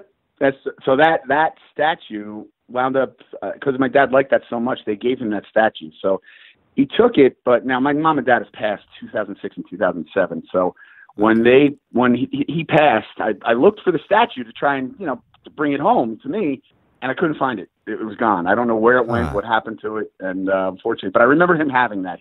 That was his pride and joy because he loved that. But on the other side, there was the Sufi Project. Yes, with the dolphin. So the Sufi Project was one of my favorites, not for any reason show-wise. My dad and I decided to purchase, when I got back, I purchased my first car, which was a 1995 Corvette, and it was red. And my dad and I went to the dealership, and I let him drive it home. I'll never forget that. We went to a local dealership in Little Falls, New Jersey, where he knew the owner. It was a Chevy dealership. So we bought that, and I was nervous. I didn't want to drive the car, so I let my dad drive my brand new car home, which was great. So we got home, and then my dad always wanted to buy a boat. So we decided we were going to buy a Hydrosport, about 20 foot long, with an outboard motor, just for bass fishing. He liked going fishing. So we bought this boat, and then my dad said, "You know what I want to do?" And I said, "No, what do you want to do?" He said, "I want to name the license plate on your car Sufi 1, and then I want to name the plate on the trailer of the boat Sufi 2, and then I want to put Sufi on the side of the boat," because my dad was an artist, so he painted and did gold leaf on the side of the boat. So the boat was named Sufi. And since that time, I created my email at AOL, which also has Sufi in it, which, Sufi stuck with me forever. Yeah, that was one of the final 3 episodes. And I come to find out after CBS told the production that the show was canceled. Right. They still had an order. Universal still had an order for 3 more episodes, and that was the final 3 that you guys produced after Craig Buck came on to write and do script supervision on those last 3 episodes. So the series had already been canceled when you guys were filming the Sufi project. Right. Yep, I remember that. So we did a whole big push to try and save the show. I remember that we did a plea. We did, really a sign, like we sent out notification flyers, that type of thing. We did our due diligence on trying to save it, or at least get an extension of another, such and such amount of episodes. But it was to no avail. Yeah, it seems like it was a victim of several things.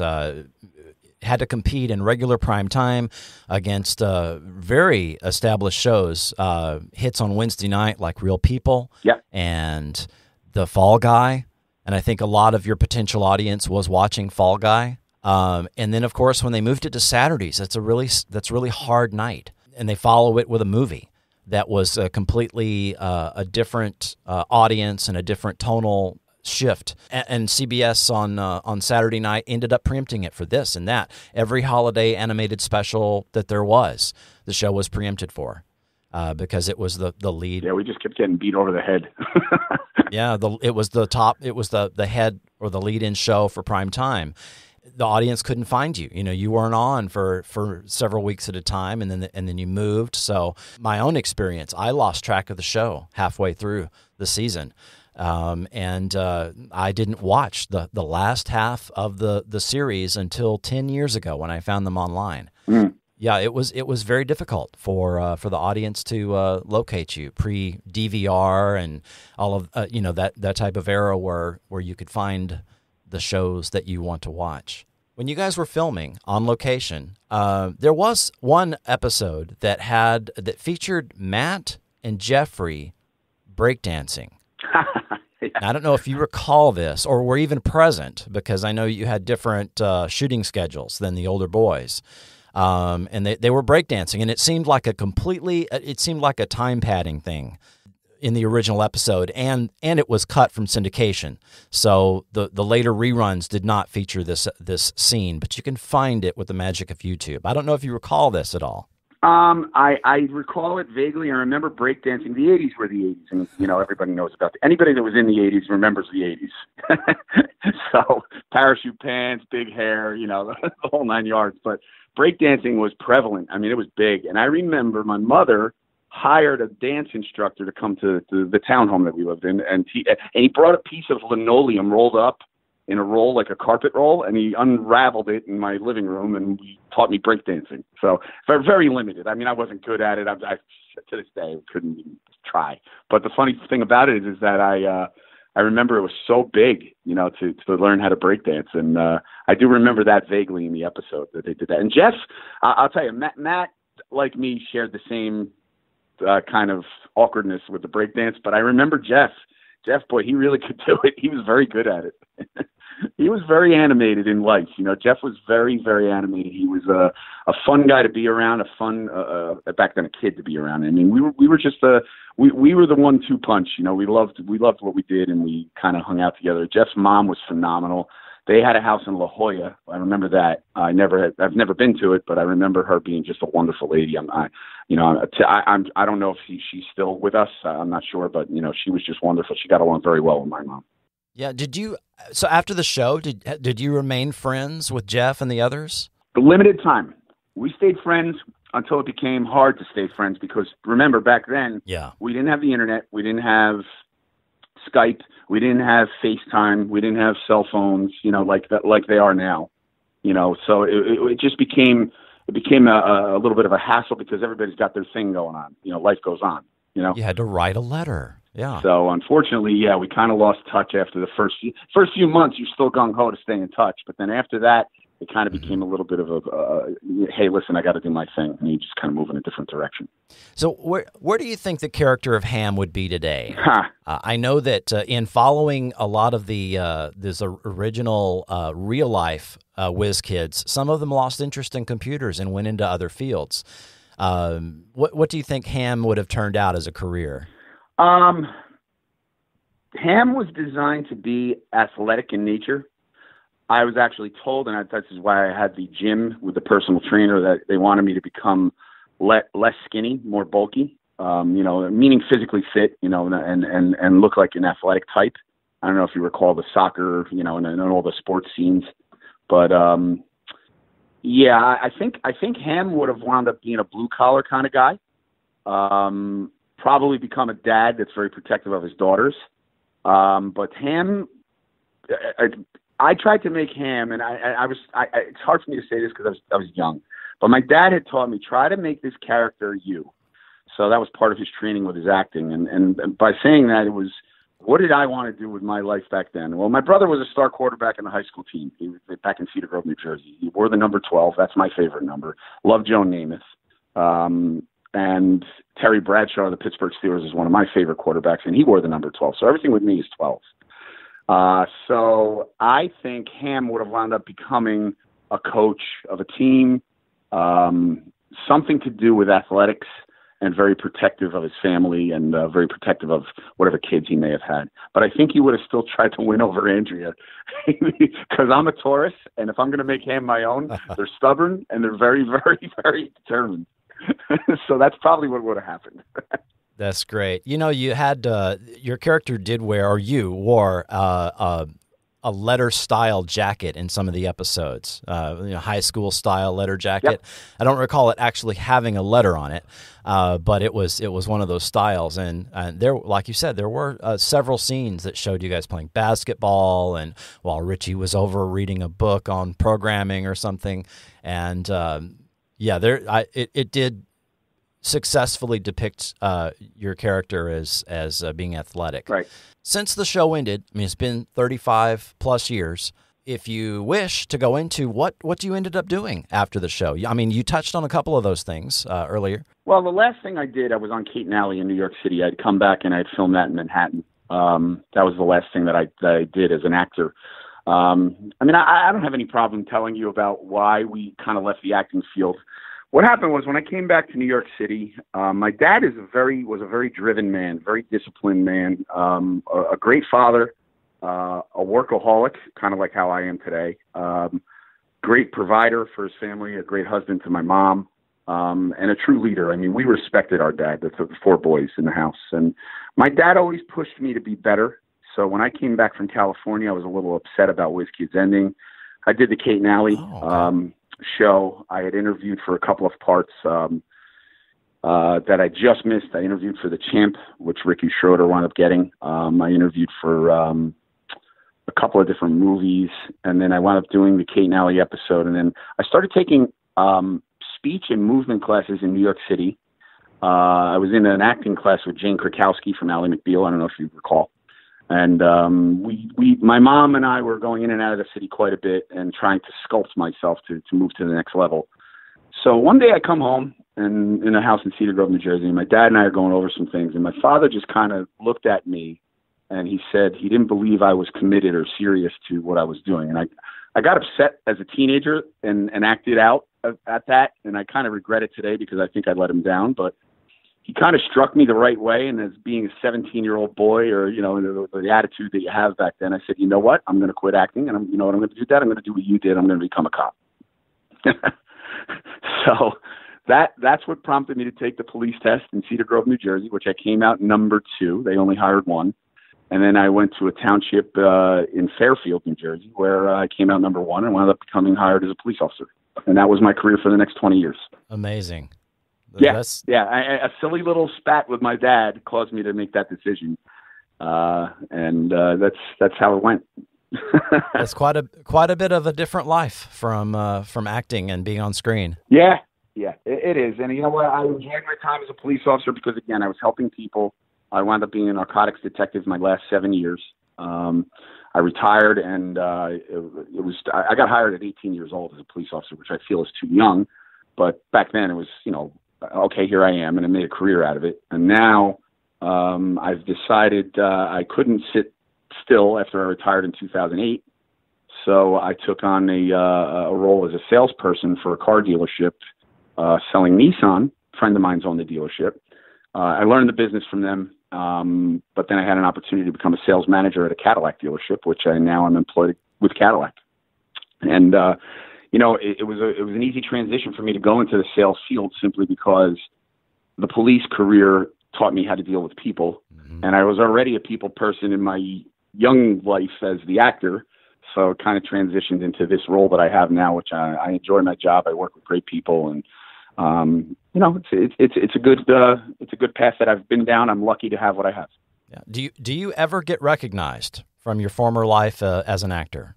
Once, about 5 years ago, I was out with friends at a restaurant on a Saturday or a Friday or Saturday evening, and we were.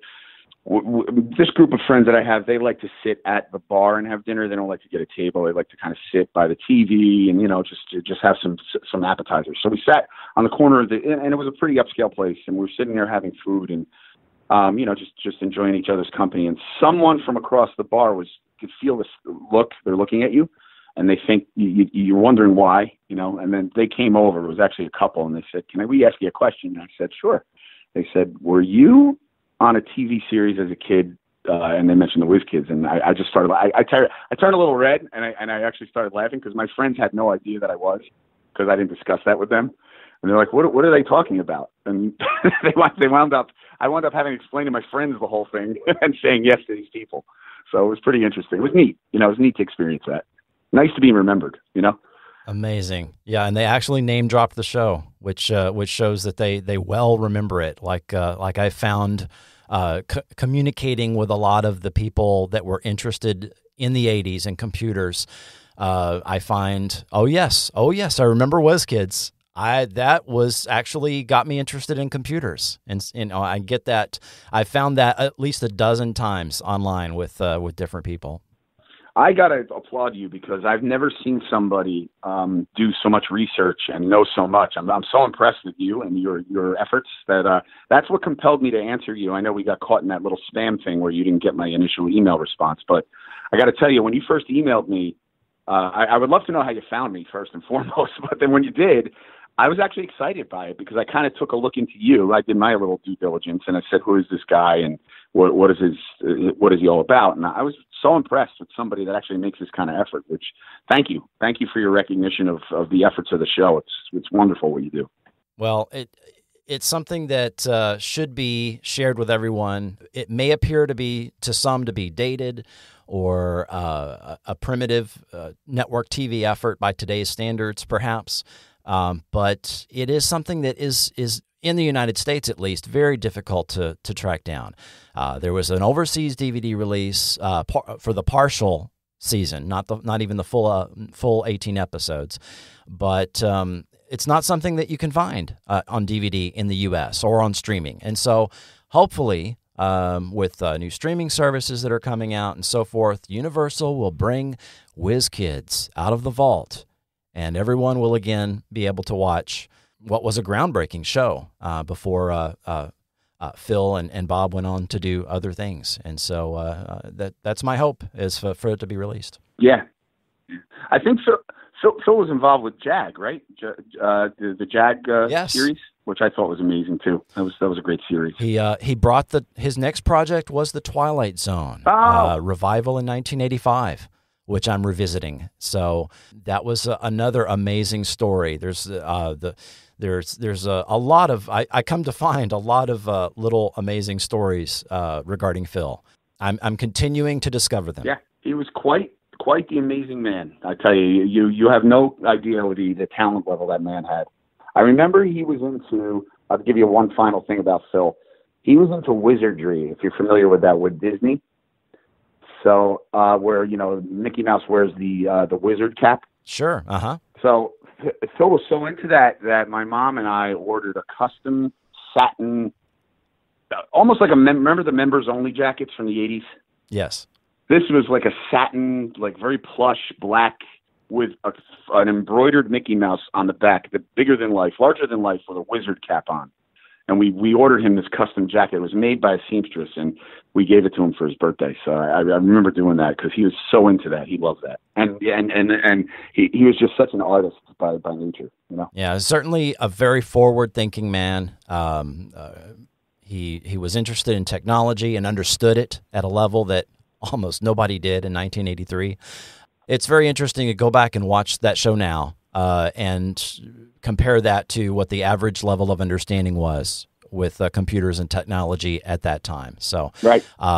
He was a very interesting person.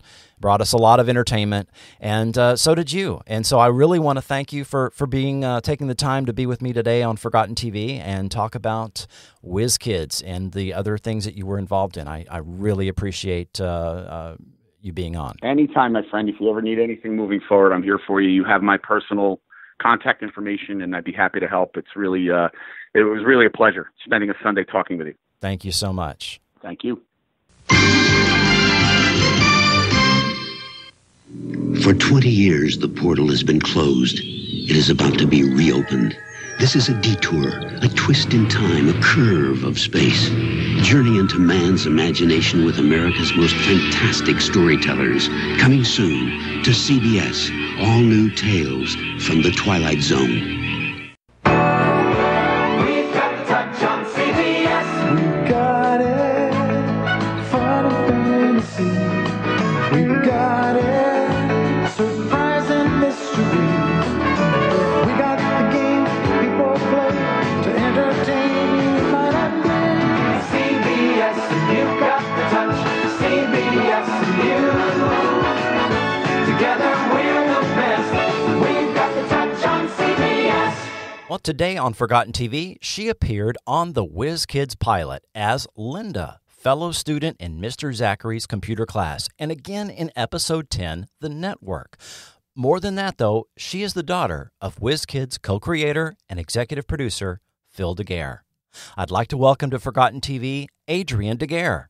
Thanks. Hi, Chris. Well, thank you for being on with us today here on Forgotten TV, talking about this over 35-year-old television show and some other memories, hopefully, too. You know, I've been working on producing this effort, reminding everyone about Whiz Kids, and it wasn't until a rewatch of the pilot, somewhat recently, more than a couple of months into my research, that I noticed this name in the credits. And I said, "Who is that? Who is Linda?" And I had to go back and see what who Linda might have been in the Whiz Kids pilot. And so, to jog our memories, I have that clip to help us to remind us of. Let's just hear what Linda has to say. Shirley Harrison, the Sunnydale Hospital. Mr. Zachary. Shut up! It's Richie. What is it, Linda? Nothing, sir. So there we go. Linda was a student in the Mr. Zachary's computer class in Whiz Kids, and presumably on an ongoing basis. So we saw a similar character, or perhaps the same character later on. But that introduced me to the fact that there was someone named Adrienne DeGuere, and we got in touch through Todd Porter. So it was a happy coincidence that we came to be in touch, and I'm glad to talk to you today about all of this. Great. So what was it like growing up with a TV producer and writer as a father? I mean, he did other things, obviously, prior to Whiz Kids. There was the Doctor Strange TV movie, which was fantastic. There was he worked on the Baa Black Sheep original series, and, of course, Simon and Simon. So tell us about what it was like to grow up in a household where your family was involved in making television. Well, it was very exciting, and that certainly led to my desire at the time of wanting to also perform and act, and that's what led me to be on the shows, because I was trying to break into that as well. I don't recall ever being on a set before Doctor Strange. I may have gone to Baa Black Sheep, but I don't recall. So Doctor Strange, I was probably about 8 or so, and I do remember that pretty vividly because it was fantasy and sci-fi, and there was, cool effects, at least for that time. And I remember just being very wowed and overcome by just the magic of it all. Mm-hmm. And thinking it was like, wow, this is really cool. And my stepmom at the time, Linda, was an actress as well, so it was very much like, this is what my family does, and I think I want to do it too. And that was a very 70s TV movie. I mean, I like it. At the time, it was Stan Lee is quoted as saying that it was one of the best TV adaptations of his Marvel characters. Cool. And I think it was just unfortunate we didn't get an ongoing series. I don't know if people were ready for the heavy fantasy element in 1978 that we got with that. But Jessica Walter was great in that, Peter Hooton. And I have it on DVD. They did a very good job remastering it and putting it out on DVD to, obviously, with the recent Doctor Strange film. But that was a great one. And of course, Baba Black Sheep, you would have been very young when all of this was going on, like you said, 6, 7, 8 years old. And later on then, of course, he was involved with Simon & Simon, more than involved. I mean, he created the show. Right, and I remember that really vividly because it was such a prominent thing in his life, and it was something we talked about at home a lot. And I remember when he did the pilot, Pirates Key in Florida, and then the plot line switched it to San Diego. And my stepmom Linda was, friends with some of the wives, and there was kind of hanging out with people from the show and parties and things like that. Neat. Yeah, that show became a hit in the second season. Of course, anybody that's listened to the podcasts on the Whiz Kids will have heard a little bit about the history of Simon & Simon and how that in the second season that became a hit for CBS, and it sort of led to the clout of being able to create yet another show for CBS, and CBS picking up Whiz Kids. Yeah. How did you get involved in getting? I mean, you appeared on Simon & Simon. You were on one of the episodes. Yeah, I did. I mean, I think when I was about 6 or 7, I realized I wanted to do that, and it was because of the Electric Company. If you remember that show, Sure, I was watching that show and was like, I want to do this. And so my mom said, well, talk to your dad, obviously. And he, as I recall, didn't really believe in acting lessons per se, but he said I should be doing other lessons. So I was doing ballet and tap and singing lessons, and I did some little local theater thing in Santa Monica. And I'd been doing that for a few years. And so when I was 11 is when he said, okay, I'm going to give you a little speaking part on Simon & Simon. And so that's what led to that. And I remember it being absolutely terrifying. But Linda was there supporting me, and my dad was there. And I got through it, and I was okay. And so, we kind of continued on this track of my dad would kind of give me these little bit parts. And then when he was creating Whiz Kids, he actually had me audition for Andrea Elson's part, Alice. And I don't think there was really any intention that I would have gotten that part. I wasn't seasoned or even necessarily talented enough for it, but he was kind of prepping me for what the audition process was like. And so by the time shooting was going on for the pilot, I was really invested in it. Of course, it was about kids, so it was much more interesting to me, per se, than a show about adults. Linda had been cast as the principal, so it was very much a family thing, and so for the period of time that was in production, it was a huge portion of my life and our life. Was this a part that was written in for you to have a couple of lines on, or was that something that was in the original script? Do you remember? I think both of the little speaking parts I had on those 2 different episodes were already in there, and I think it was more my dad was just kind of looking to see, where he could slot me in versus something really being written for me. Yeah, that's what I remember. Okay, because you do have a little bit, quite a bit more in the beginning of episode 10, The Network. Yeah. Where you have your character is someone for Richie to talk to and for there to be some exposition going on. Mm-hmm. So that was a little bit more going on. I mean, you were front and center on screen as well as instead of the pilot where you were sort of running around the classroom. What is this message? So what do you were you on the set a lot on the pilot, or was it just a day or two? Or do you have any recollections of what the filming was like there? And it was on location at the high school, right? Right. Yeah, the pilot. I remember being there. Obviously for the day I was shooting. I think I was even there for the very first day of shooting. I could be wrong, but I think the first day of shooting was the graveyard scene in the pilot, and I think Linda and I went down and did that. I mean, this was all in spring, I want to say. So, of course, I would have been in school, but then when the show got picked up and shooting started in earnest for the other episodes, it was summer. So I was able to be around much more when I wasn't, kind of at summer camp or whatever it was I was doing while my parents had to work. But I remember, kind of being carted out to Canyon Country, I think is where that school was. Canyon High School, yeah. Yeah, and being on set and just being around for all of that. And the graveyard scene was on a soundstage.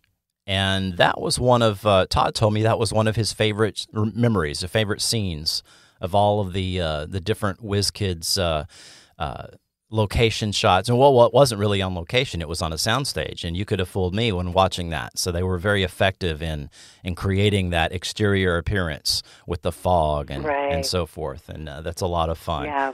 The pilot really had a lot of elements that worked really well. Yeah, I think it's still my favorite episode. Mine too. It's Whiz Kids at its best. And it was the original concept as it evolved from the combination of Bob Shane and Phil DeGuere, combining their ideas into the show that we got.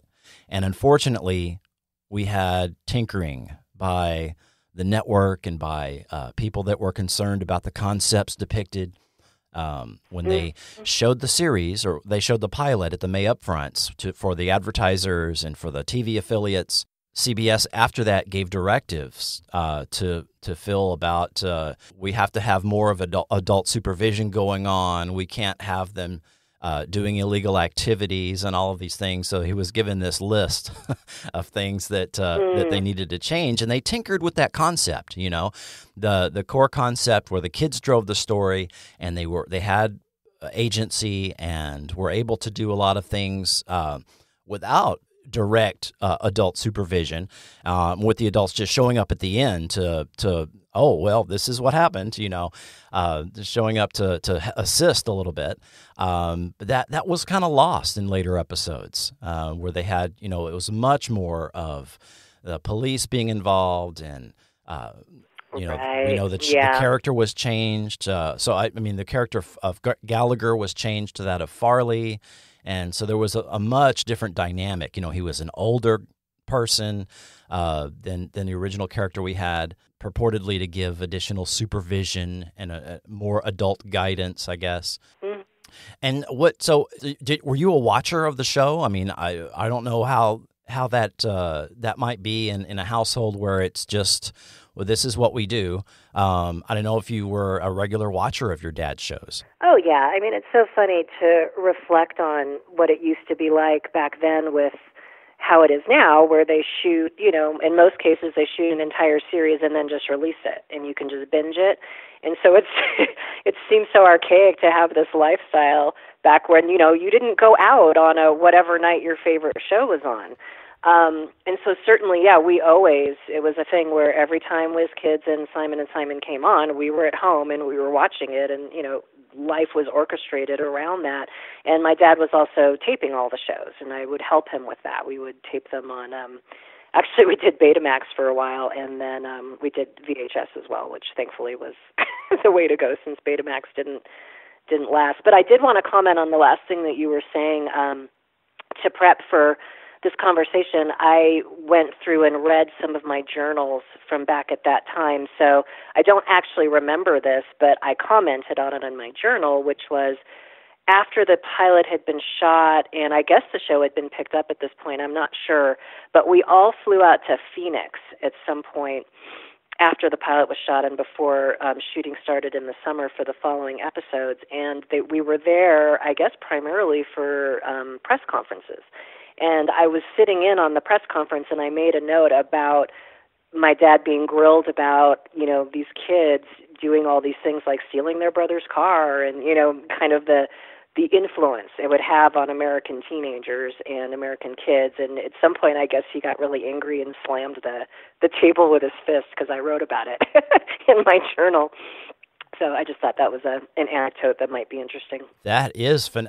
There are so many of those articles. I've done a lot of newspaper archive research, and there were just one after the other of these articles that were after the pilot, and they were all hitting in June and July when after the writers could, the reporters could formulate these articles and put them out. And, it was, I think Fred Rothenberg said that Whiz Kids does not make a whimper on the sex and violence scale, yet it may be more dangerous to children than anything on television this season. Oh, my gosh. Wow. So these hyperbolic, headlines, Whiz Kids, not good role models. Wow. Program rife with uncomfortable ideas. That ran in my hometown newspaper. Wow. Whiz Kids, no good for youngsters. Those were the headlines. So it had negative press. And, some of this, I think, had to do with a certain movie that came out in June. After the series was picked up and announced by CBS, it was MGMUA released War Games on June 3rd. And so you had this somewhat similar concept going on in a movie that became very popular. It ended up being the number 5 movie of that year. And, in late June, it was playing in 1,000 theaters. So you had reporters questioning Phil about some of the concepts and how it compared to the concepts and things depicted in War Games. Did you remember seeing War Games that summer? I'm sure I did. It was about kind of nuclear stuff with Russia. Is that right? Right. The young character, David Lightman, played by Matthew Broderick, dialed in with his computer modem to various computers, which, was depicted on the show Whiz Kids as well. Mm-hmm. And he ended up dialing into the NORAD National Defense computer system, which had an AI that triggered a war game, but to the computer, there was no difference between reality and the game. So, right. It freaked President Reagan out. Yeah. Not surprised there.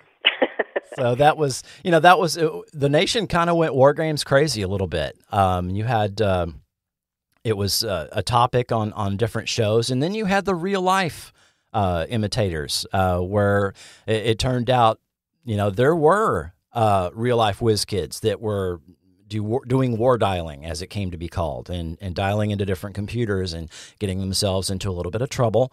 And all of these news stories kept escalating as it got to August, September, and coming close to the October premiere. And you had all these things happening at about the same time. So it was interesting how 1983 was just this nexus of all these this awareness of home computers and what was going on with teenagers getting involved, being interested in computers. Right. Yeah. So, I mean, the press was unnecessarily harsh, I think, to your dad and to the production. Yeah. I don't recall a lot of conversation about War Games, but, it could have been just outside of my earshot. He was probably talking about it at the studio for sure. Yeah. He actually had to draft a position statement for the show, which he pulled out because he got questioned by so many different reporters about what was going on. And I dug this out of an old magazine, And even Bob Shane wasn't aware that Phil had this written statement that he could give to the press about, we, the producers of Whiz Kids, are fully aware of our responsibility, and sort of a disclaimer of sorts. And it's a fictional show. It's not, as was brought out by Bob very, very correctly, we don't have that same analysis and criticism of when Simon and Simon go do different things that are sketchy or, to aid in their investigations. There's not that same criticism of, an adult detective series or whatever the case may be. But if it depicts children, then all of a sudden we're taking all of this literally as if it's not entertainment. Right. And I just felt it was unnecessarily harsh. Mm-hmm. Yep. I don't know if you had additional thoughts about what about the direction of the series? When you appeared on episode 10, that was right after Bob Shane left as producer of the first half of the show. And it was handed over to a new producer, and we had sort of a change in direction or thematically of the story, and how that the stories became much more serious. There was an effort to sort of widen the appeal to older viewers, older than the original core target viewer, and you had Richie, and it was basically episode 10 was heavily influenced by war games. I mean, there's no question that was what was going on. But and I don't know how much you may recall about that specific episode, but that series direction really changed. I don't remember if you realized that when you were watching the show. Well, the problem is that some of the episodes I just don't remember as well. Like I said, my dad taped everything. I think when I left for college, I actually pilfered the 2 tapes of the shows I was in. So I actually own those now. And my dad's widow and my current stepmother, she must have the rest. So I've gone onto YouTube to see old episodes, but they're not all there, at least, the last time I checked. Right. So I haven't been able to refresh my memory on a lot of the episodes. I do kind of recall just kind of thinking, well, I don't know, these aren't as funny and compelling as, let's say, the pilot. Mm-hmm. I think I liked the drama. I thought, the network was really compelling and interesting and really grabbed your attention. And I remember Alice, having lots of dramatic scenes and crying, and I thought all that was great. But then there were some episodes which just kind of didn't really grab me anymore. I don't know if that's what you're talking about. Yeah, it just seems like the direction was different from the original concept, which was the Hardy Boys with a computer. Yeah, And young, the original age of what the Hardy Boys were supposed to be, or even younger. I mean, they were freshmen in high school, so you're talking about 15-year-olds. And the idea, I think, was that as the characters aged, the stories could also mature. And then even as they went through high school, Pie in the Sky, the series went on, 5 or 6 years. They would go to high school, they would go to college. And so there was a definite intent on casting teenagers so that the actors could age with the characters, and you could see them mature. And they visibly were older in the later half of the show than in the pilot. And we would have this progression of storyline where maybe the stories would get more adult in nature as they aged. Sure. But there was definitely this it was sort of it began as a fun sort of almost a whimsical adventure. Bob calls them comedy mysteries. And so, then you had episode 10 where Richie has a near breakdown with the realization of what was going on. Yeah. So, and you're right that it is difficult to find all of the episodes. They're not necessarily all there. I made a playlist that I can send you that has All the ones that I can locate, and that is something that is unfortunate, that it's so difficult to locate episodes of the show. Mm-hmm. What about the productions afterwards? We know that after Whiz Kids ended, Phil's next project was reinventing the Twilight Zone for CBS. Yeah.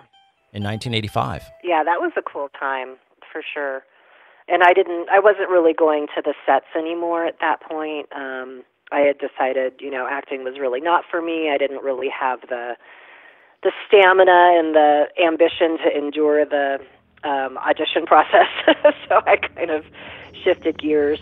But, again, it was, my dad coming home and talking about work. He was so excited about Twilight Zone and all of the collaboration that was involved, and getting members of the Grateful Dead to do the the opening melody for the theme, and I specifically remember it was so cool to see kind of headline actors being cast as little parts in the episodes, like Bruce Willis and different people. And the big episode that sticks out in my mind is Nightcrawlers. He was so into that, and had his favorite director, was it William Friedkin, I think, shoot that. I hope I'm getting that right. But I remember that was a big deal. I may have even gone to the set for that because he was so focused on that, and that was kind of his big effort from a real creative standpoint.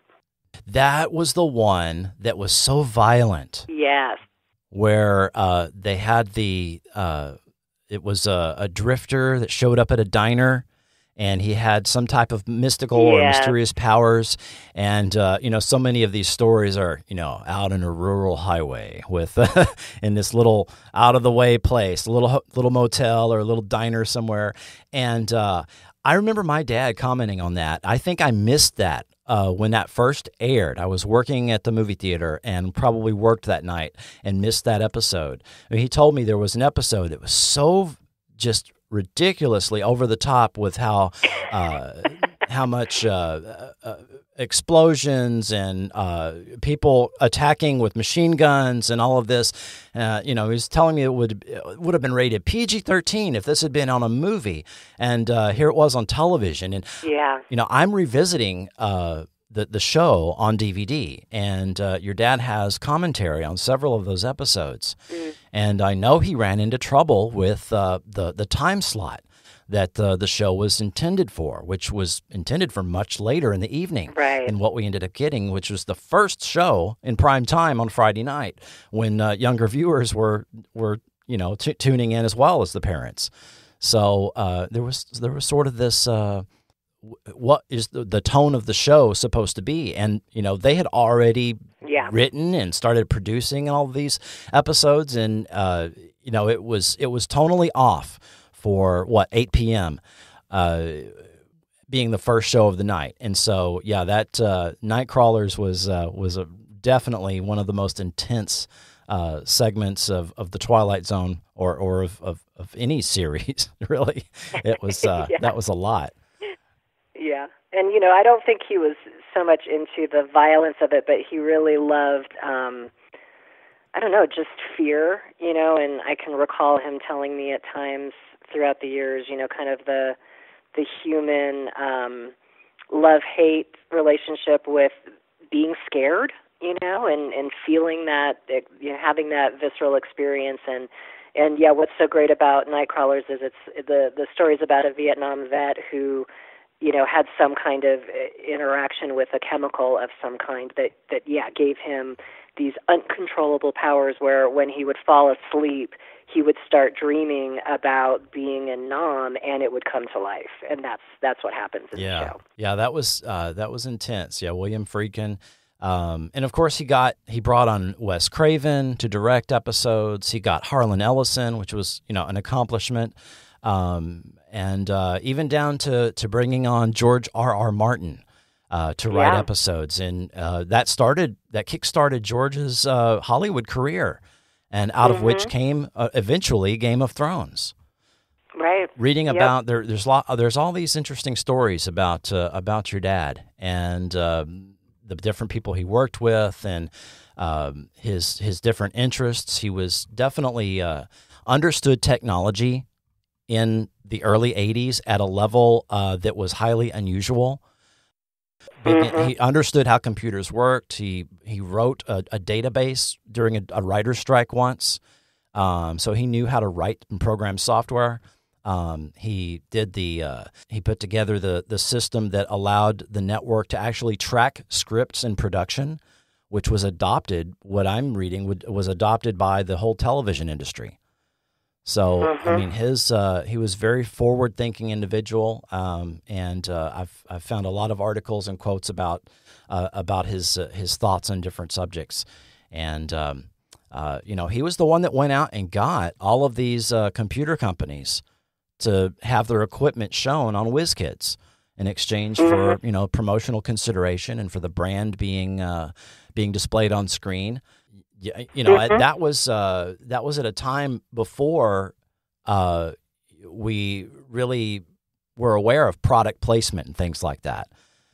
Right. I mean, that was a super early instance of that. And, he tried to even get IBM involved in sending equipment. And there's a whole story, which I have on the show, about why IBM computers were not cooperating with Whiz Kids.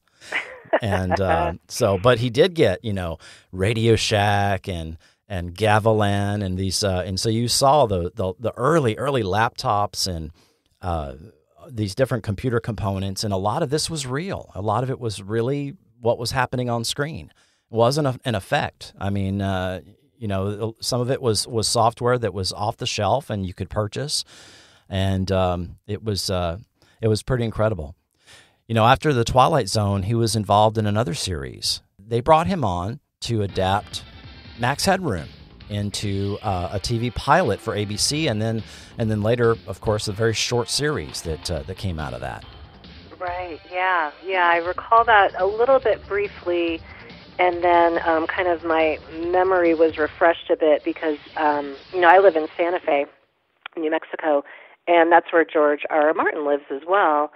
And he bought a local movie theater that had kind of gone out of business called the Jean Cocteau, and he revived it.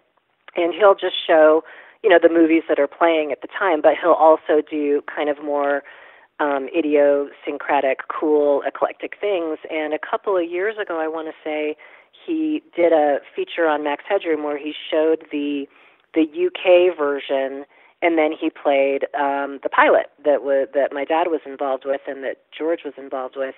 And so a friend of mine, told me this was coming up, and so I went and I took my son, and we got to meet George, and it was just really neat. The thing about my dad was that he was so brilliant and so charismatic and so generous, and his ability to impact people, even when they've only met him once or twice, was just kind of unparalleled. I mean, he's been gone now for 15 years, and if I run into somebody who knew him, it's the response I get is so completely beyond just kind of a kind gesture about, your loved one was a sweet person or something like that. I mean, he really made an impact on people.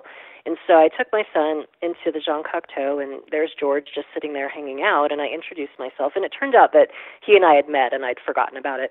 But when I told him I was Phil DeGuere's daughter, his eyes just bulged, and he got up and shaking my hand, and then, brought some other people out that had come out for this event that had been involved with the show, and it was the same response, when my dad's name was mentioned. And then we sat down to watch this, watch the screening of these shows. But first, George, and, forgive me because I don't remember who the other person was, that he did a kind of conversation with in front of the audience before the show. And there was all these mentions of my dad. And, it wasn't for my benefit. They didn't know I was coming or that I was even there. But, so I kind of learned more about Max Headroom in retrospect as they talked about it. And I guess my dad's whole thing of he didn't want to be involved with it for very long because he kind of knew it was a dead end with American audiences. Something kind of to that effect. He was only going to be involved for a short period of time. Yeah. Yeah, other people took over for the very short second season they had. Mm-hmm. But, he was, initially only for the pilot. Well, I'm only going to do the pilot, but ended up producing and running the first several episodes, the very, very short season that they had there on ABC. Yeah, and it could have been the same story if he just knew what the problems he was going to run into with the storyline with the networks and with the studio. Yeah, and did run into. I mean, they were telling him, why is you told me to adapt this pilot for ABC, and this is what we're doing. And it's almost they deconstructed the UK short film and presented it as an American interpretation. And that's one of the criticisms is that, it's so similar. That's what they directed him to do, was to adapt that into an American show, with certain little changes and things. But he was criticized for that, and he always went back. This is how they did it in the original film, right? And George Martin is definitely involved. It looks like in a lot of things there in Santa Fe. I mean, he involved in that movie theater, and he has a bookstore. Yep. I didn't realize he had moved back to Santa Fe, because I know the story was he originally he lived there and moved to Hollywood to be on Twilight Zone, and then the subsequent things that he worked on. So that is great to have those stories and have him involved locally in those things. Yeah, he's a really important community supporter here in Santa Fe. Definite local celebrity. It's sad that most of Phil's shows are available. We can watch Simon and Simon, maybe not every season, on instant on demand, but the DVDs are certainly there. The Twilight Zone is available. The other shows, Doctor Strange, a 78 TV movie is available and in great, presented very well. But unfortunately, in the United States, we don't have Whiz Kids on any type of official release. It was very, very briefly rerun in the summer of, I think, 85, 86 in a couple markets in the United States. Oh, wow. And of course it was shown a lot more overseas. I mean, it's very well known internationally, more than in the United States. In France, it was run twice and had a following. There's a French fan blog for Whiz Kids that I was able to find. And so a few years ago, they released some of the series on DVD in France. Oh, wow. And, I ordered it and got it shipped. It's only 13 episodes because it was only the episodes that aired in France and that they had a French language track of. So the other 5 were just omitted. And the story of that is probably long gone. I've tried to find out why, but 13 episodes was it once upon a time that was considered half a season. So it's maybe they just bought 13 or whatever the story was. Right. But there's a question of and whether or not Universal Television even has tapes of Whiz Kids anymore. I mean, you would think out of all the things that have been dug out of the vaults and shown that we would have gotten Whiz Kids in one way or another by now. Right. Yeah. So it's really sad we don't have that. I mean, what out of all of the things we don't have, this is about the only thing that we can't legitimately obtain in the U.S. Yeah, it's a bummer. But he definitely left us a legacy of entertainment. One of the things that I had talked with Linda about was that he had a philosophy of being aware of the influence of television and entertainment on the viewer, and that he always wanted to instill a positive message and leave people feeling better than before they tuned in. And so, I think that is something we don't have a lot of these days. So much entertainment today is either cynical or it is perhaps highlighting the negative aspects of humanity. Mm-hmm. But we don't have, and some may criticize older shows as being simplistic or, well, that's unrealistic. That's not the way things are. But when revisiting the show, I really come to enjoy the older shows, and how that you can sit down and watch a single episode, and it's a self-contained story, and you don't have to know the entire backstory of a lot of characters to appreciate it. And it airs and it runs and it's over, and you enjoyed it. And we're sort of missing that today. There's a lot of more complex, great stories being told. I mean, I love Stranger Things. There is a sort of a resurgence of 80s nostalgia going on or continuing. I think it's been going on for a while. And you can tell great, more complex stories that way. But there's something to be said about, the old shows that had easier to perhaps digest plots that you can just turn on and enjoy. I think that he gave us a lot of entertainment that we can turn on and relive on DVD or on any other of the methods that we have TV content today. Absolutely. Yeah, I agree. Yeah, it was just, it was a really special time in our lives, and I would love to see the show be, released in some fashion in its entirety. That would be wonderful. Yeah, I think so. I think that's my goal with all of this. I really would like to get Universal Television, and we're going to have the new Peacock streaming service this year, which is going to draw from not only NBC's library but also Universal's library of content. So there is a sliver of a possibility there that they will bring some of the older things out of the vault and make them available. If not on disc, then at least on a way that's on demand that people can watch. So there's that hope, and maybe we can get some emails going to some people that would have some type of influence and get that show found and pulled out of the Universal Television vaults. That would be great. Well, I would like to thank you for coming on and telling us your story and being with us here and adding yet another perspective of the production of Whiz Kids. I very, very much appreciate you coming on and letting us know and what it was like with your dad and how that he gave us all those other things that we can enjoy just that aren't Whiz Kids related. So thank you very, very much for being with us here today on Forgotten TV. You're very welcome. Thanks for having me. I appreciate it.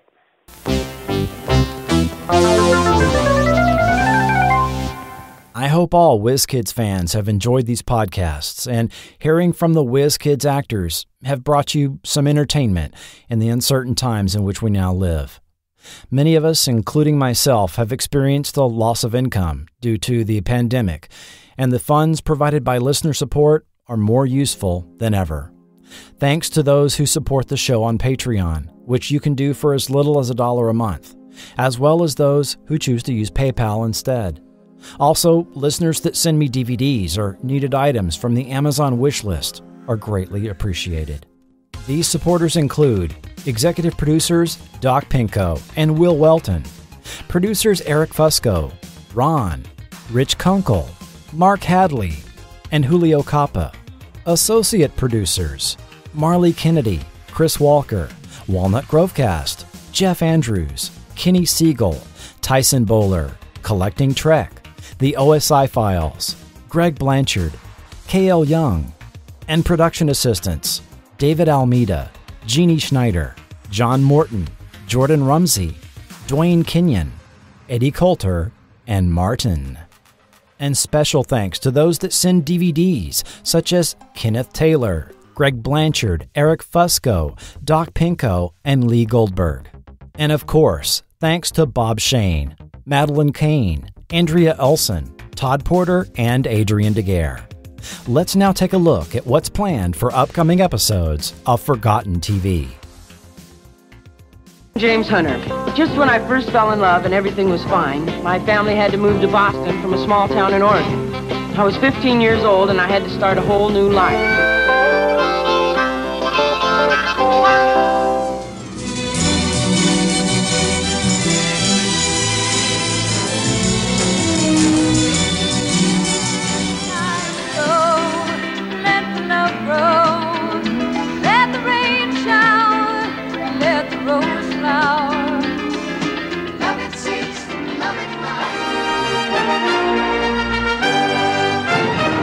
Travel through time to help history along. Give it a push where it's needed.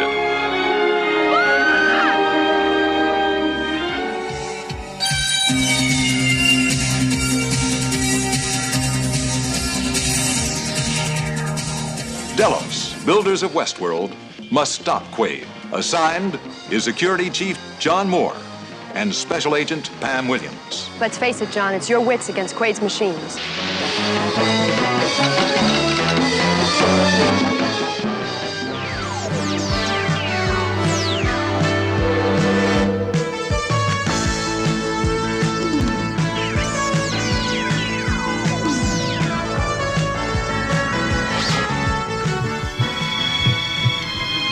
I didn't ask for this.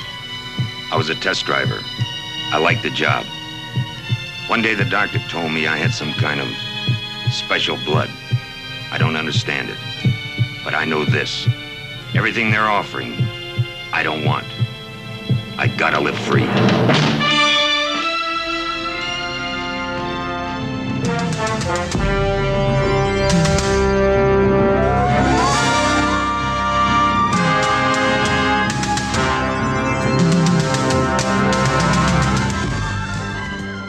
Podcasts on James at 15, Search, Angie, The Series, Voyagers and other time travel shows of the 1980s, Street Hawk, The Immortal, Automan, and Beyond Westworld. Some of these episodes will even feature a visit with actors and show creators.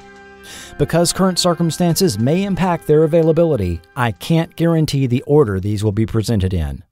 2020 has taught us nothing is concrete, but stay tuned to Forgotten TV. As long as I am able to produce it, this podcast will be here. Forgotten TV is not affiliated with or authorized by CBS, Universal Television, Elephant Films, NBC Universal, or any production company or network involved in the making of any TV show, film, or streaming service mentioned in this podcast. Links to Amazon are affiliate. All mentioned series and associated characters are the property of the respective copyright holders, and no infringement is intended. Audio clips are included for the purposes of review, commentary, and criticism only, and are not intended to infringe. This podcast is copyright 2020 Forgotten TV Media. The views and opinions expressed by guests are their own and may not reflect the opinion of Forgotten TV Media, its sponsors, or patrons. This podcast is intended for entertainment purposes only. Information presented is based on a combination of first-hand personal accounts, period news media, and website articles. All reasonable effort has been made to fact-check the information presented. However, Forgotten TV Media cannot guarantee the accuracy of every detail included and makes no representations or warranties for the content in this podcast and cannot be held liable for errors or omissions. Remember to like the Forgotten TV Facebook page and to follow Forgotten TV on Twitter. All of this is linked up for you at forgotten.tv. Until next time, this podcast is written, produced, and hosted by Chris Cooling, and this has been Forgotten TV.